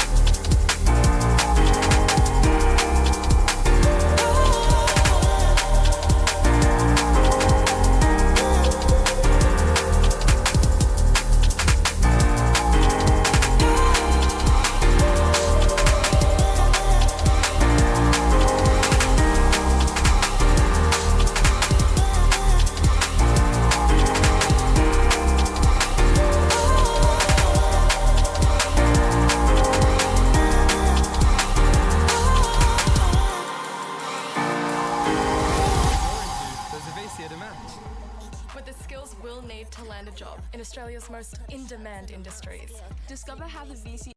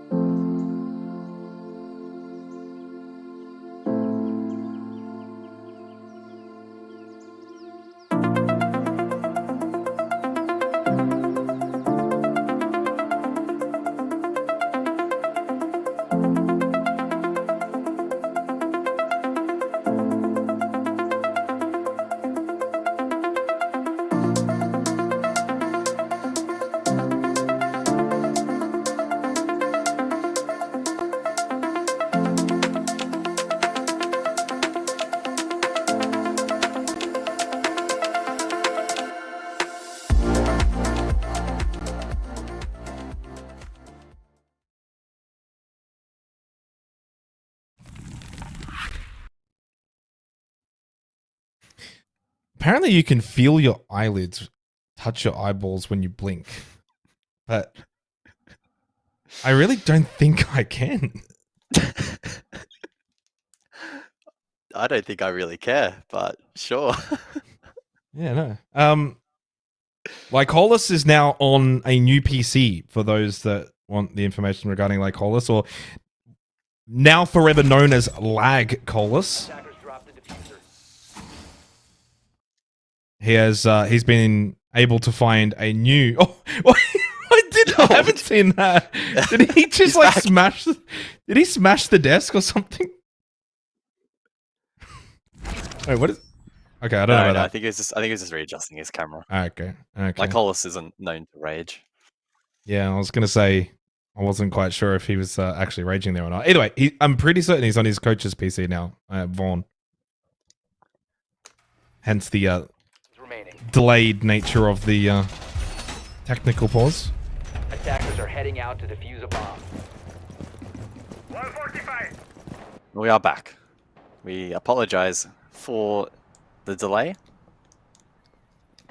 5-4 the scoreline. Oh, Pengu won Bigger Legend by 5 votes.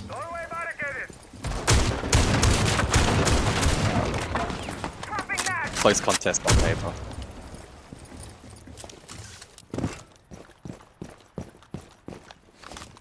Who wins it from here? This match, not the vote. I mean, that's so very difficult. I don't know if like Coles is still just going to crash. NOCAP are on defense. That's an easy way to kind of always go. I think Fury have certainly looked a little bit better though on labs. Outside of like Coles issues, they've been better, and yeah, it's unfortunate, of course, for like Coles to have DC'd 3 times. Of the 3 times, they won 1 round but lost 2. So if I had to give it an edge, I'd go to Fury. I do feel like this 10th round, though, a little bit important. We go down to basement. Now, admittedly as well, it's been a little while. That 9th round was command server, so as Koche gets the opening kill onto Mark, if NOCAP do win this round, then they go to the tertiary site after this anyway. And Lycolis is in the server and fragging out. New PC, new him. And apparently Fury are just winning all of these ones. NOCAP down to just 2 players remaining. DCH to miss the punch. He's got a nitro cell in his hand. Still worried about breach down below. They should be more worried about up above. DCH almost getting one who is very low now in Lycolis. Kuchay gets the free kill, and we will see match and series point for Fury coming up very shortly. Look, I would love to be able to break down and analyze that round, but there really wasn't much in it in the end there. Fury just able to storm away with the round win, taking a bunch of favorable fights. They worked out really well, and NOCAP were pretty much suffocated on site itself. And the moment we've all been waiting for. Not quite the end of the match, but it is match point. So that grand final should only be a couple of moments away.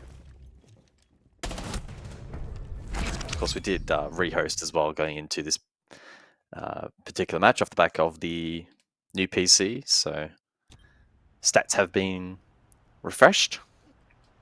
Attackers need to but the scoreline certainly has not. A 6-4 lead for Fury. And NOCAP going to the most dreaded site in the game, but for whatever reason, they love it.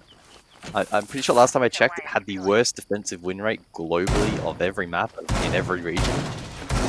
That NOCAP seemed to swear by this site. NOCAP, no worries. We'll see if it does work out for them once again, or if this 3rd place decider actually has an endpoint. I'm starting to think it doesn't. We are approaching near on 4 hours. 10 seconds to insertion. 5 seconds remaining. And again, jokes aside, it's a match that really just doesn't have the biggest of, bearing. Little tiny portion of money, $2,000 separating these 2 teams. The SI points that are attached are firstly only 5 difference. And not really going to make a difference as well, because neither of these two teams, of course, attended the first major and won't be attending the second. So chances of SI through points is, well, none. Can Fury close things out? They bring the blitz through Lycolis. Seems as if his PC woes... Sorry, Lagcolis misspoke. His PC woes seem to have finally slowed down. BG Man with the opening kill onto Mr. Punch. We could be nearing the end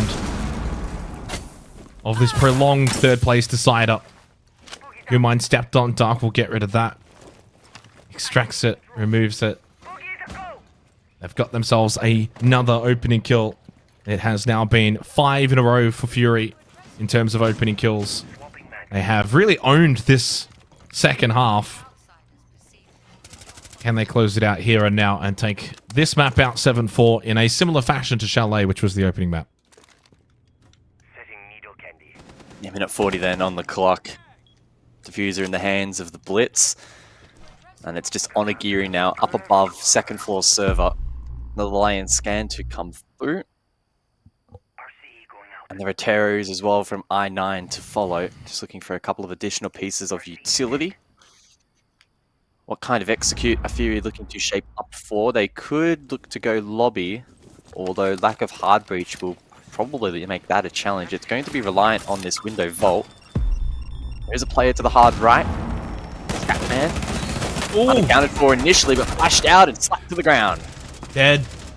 Is this the moment where we can finish off this third place decider? Onigiri wants to extend it. One still above. DCH and Onigiri both first floor here. They need to find these kills.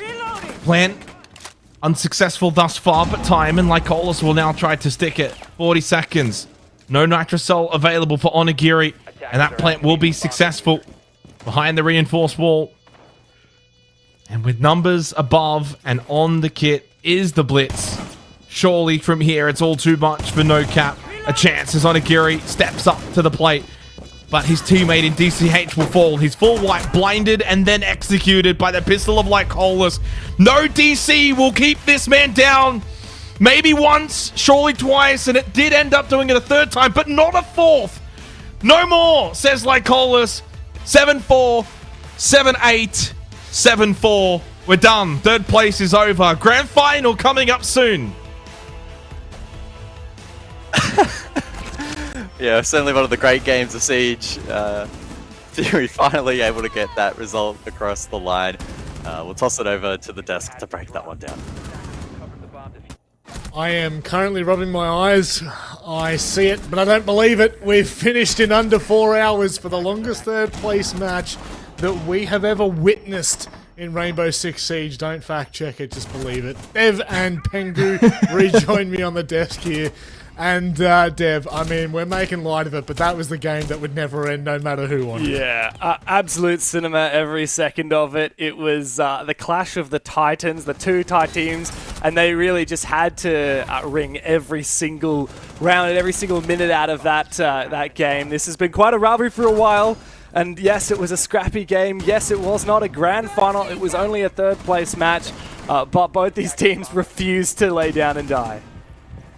Oh, it's it feels a little painful at the end of it, Pengu, but I am glad. Look, I don't know how much the conversation about this game's really going to matter all that much in terms of storylines, because it is the end of the stage. I mean, actually, I don't have a question for you. I just have, do you have comments you want to make about this game, about this map?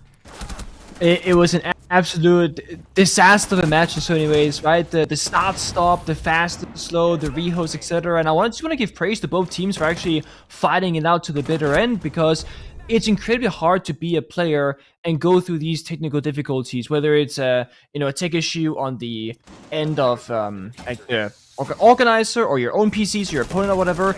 It's super frustrating. And people, they kept a good mind about it. They played out the server, and it was a very, very long series. It was, and I think credit goes to Lycolis on my part. Finding a way to get back into the server. That's probably the biggest clutch moment we had all night. But looking at the overall series as kind of a little bit more of the macro, a little less of the micro. Fury really had their number across the board. I know it was a close series, 7-4, 7-8, 7-4. It was definitely a close matchup. There's no two ways about it. But Fury, for me, just felt the better in the server, Dev. I mean, I don't know if you agree with that or not, but it definitely felt like they edged out in nearly every category. Yeah, I think particularly if we compare NOCAP in this game to the NOCAP we saw yesterday against Elevate, Yes. I feel like we got a much better showing out of them in that match yesterday. And unfortunately, sorry, you caught me just hugging myself a little bit. Yeah, I really thought that I'm kind of rocking back and forth, like it's finally over, it's finally over. NOCAP yesterday, like against Elevate, they kept bringing out pocket strats. They kept bringing out they prepped that ever living shit out of that game. And here against Fury, it was just an absolute scrap fest. Even the maps that were favored towards the teams that picked their own map, they still weren't convincing. And that's the big difference that I saw in this series, particularly between the two teams. Hard to separate them at the end of it, and I guess that's what happens when you've got one team that has been at the top for a very long time start to decline, and one team that has been coming from below for a while and finally on the way back up to the top maybe. And I guess that is the commiserations and the takeaway for NOCAP. This is better than they've done for quite some time, for about a year and a half, and so hopefully they can just keep on working through their issues, spend a bit more time with the roster, and maybe get to competing again at the very top. Yeah, keep on keeping on. That's how we're going to put it. We've actually got the coach this time to speak to us from Fury, believe it or not. Vaughn welcomes us, or we welcome Vaughn, I should say. No, it's not. It's like all this. No, of course. I just got totally baited. Sorry. Okay, for everyone at home, it is the Discord name. You know what? You can be Vaughn for the rest of this one. Vaughn, I've got to ask you, mate. Everyone wants this question answered before we go any further. How infuriating is the DC for you? For me, it's very much because the 2 time and we already called the tag to restart my PC and somehow it's still happening. So the last time I was asking my coach should we change PC now? Because I'm scared that it's gonna happen it over and over again. Yeah. So after that we just reset it, and only me that focused on the program, and the rest just focused in the game while waiting for me to set up. And yeah, for somehow we managed to I managed to set everything in under 10 minutes or almost forfeit. Yeah. Just very quickly, I can't stop laughing because unfortunately I don't know we if, can't hear you like all this. Yeah, you keep cutting out like all this. I'm not sure if that's on our end or if the stream can hear you, but yeah, make sure that mic's up nice and close. I think it must be on the Discord, and I couldn't imagine. Apparently it's fine on stream, so yeah. Okay. All right, Lycolis, yeah. So my question for you, and you may have partly answered it there. But what were you guys doing as a team to make sure that you still had your head in the game, despite this going for what seemed like forever? This felt like one of the longest matches of Rainbow Six I've ever watched.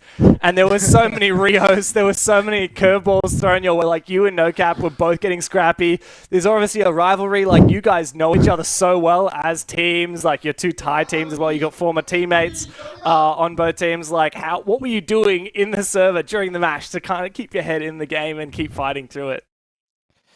We believe that we and NOCAP are kind of similar, and both us know how we play together. So we kind of just our goal today was just maybe go fast a little on the first half, and then we kind of take it slow because we don't need to do a thing much. We just need to take control of the map, then do something to bait them to peek out, which is most of the round we do that and perfectly. Yeah, I think that was our goal today, to beat them. Pengu, have anything? Okay. Yeah, thank you so much, first of all.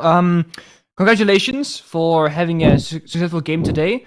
Overall, I think a lot of people have been looking at you guys with a bit of a disappointing look. Typically you guys fight for the finals, you're top 2, one of the best teams, and I think a lot of fans are like, what happened this stage? Do you guys feel like you missed the mark? Do you feel okay about it? Was it a bit of a slump? Will you come back stronger?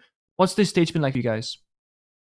Yeah, of course. I think we not everyone like talk it out, but everyone probably like feel disappointed and like feel that they didn't do like how do you say it? They didn't do what they expect to do. So we kind of like talk it out after the match and focus on our next goal. Because like after lose again, bleed, we can't go into final anymore. So we're just gonna focus on today win, and then focus on the Apex League that qualified to the Japan. Yeah. So that was our goal. And for the GA state, I think we pretty much like just did whatever we can today and move on to the next. Yeah, moving on to next year, bigger and better things, and obviously the qualifiers to come, mate. It's very important that we see Fury bounce back. Obviously, the love that we've got for you and the rest of the boys, it runs deep here in APAC, so we hope that you get back on your feet. Anything you'd like to say before we let you go for the stage? Thank you for the we were and fans watching us and still cheering us. We will try to bounce it back, and thank you for the support team today. Giving us a lot of host. I can't thank you guys enough. Thank you. Yeah. Perfect. Thank you very much, Lycolis. Thank you. We'll speak to you soon, mate. Oh man, I don't know. I need to let it out. I'm sorry. I'm sorry. You got the giggles, don't you? Once you catch them, you can't get level. Everyone at home, let me just explain I'm gonna do it through vMix. Bengu and Dev won't understand, but this is what time he tried to talk, it would just every little bits and pieces going left, right, and center. And so yeah, that's all we could hear. You've given the audience like the 4D experience of how we. I tried to as best I could. And unfortunately, the Discord is blowing up because everyone knows that once I start giggling, it's all over. Look, at the end of the day, I think everyone kind of understands where Lycolis is coming from. They know they haven't done good enough. I think it might have been Xenox who said at the start, or maybe it was you, Dev. It's like the expectation that everyone had was just never going to meet the reality. Whenever there's a slight inconvenience for a roster that we have such high hopes for, it's always really tough to turn that around and see, bigger and better things. So yeah. On that note, obviously commiserations to Fury for a stage that they weren't overly happy with, but they still finished third overall, even on a weak stage. That is pretty ridiculous to say, but it is time for us to wrap up and go to a short break, because on the other side, this is where these teams make their money. Elevate and bleed at Montreal.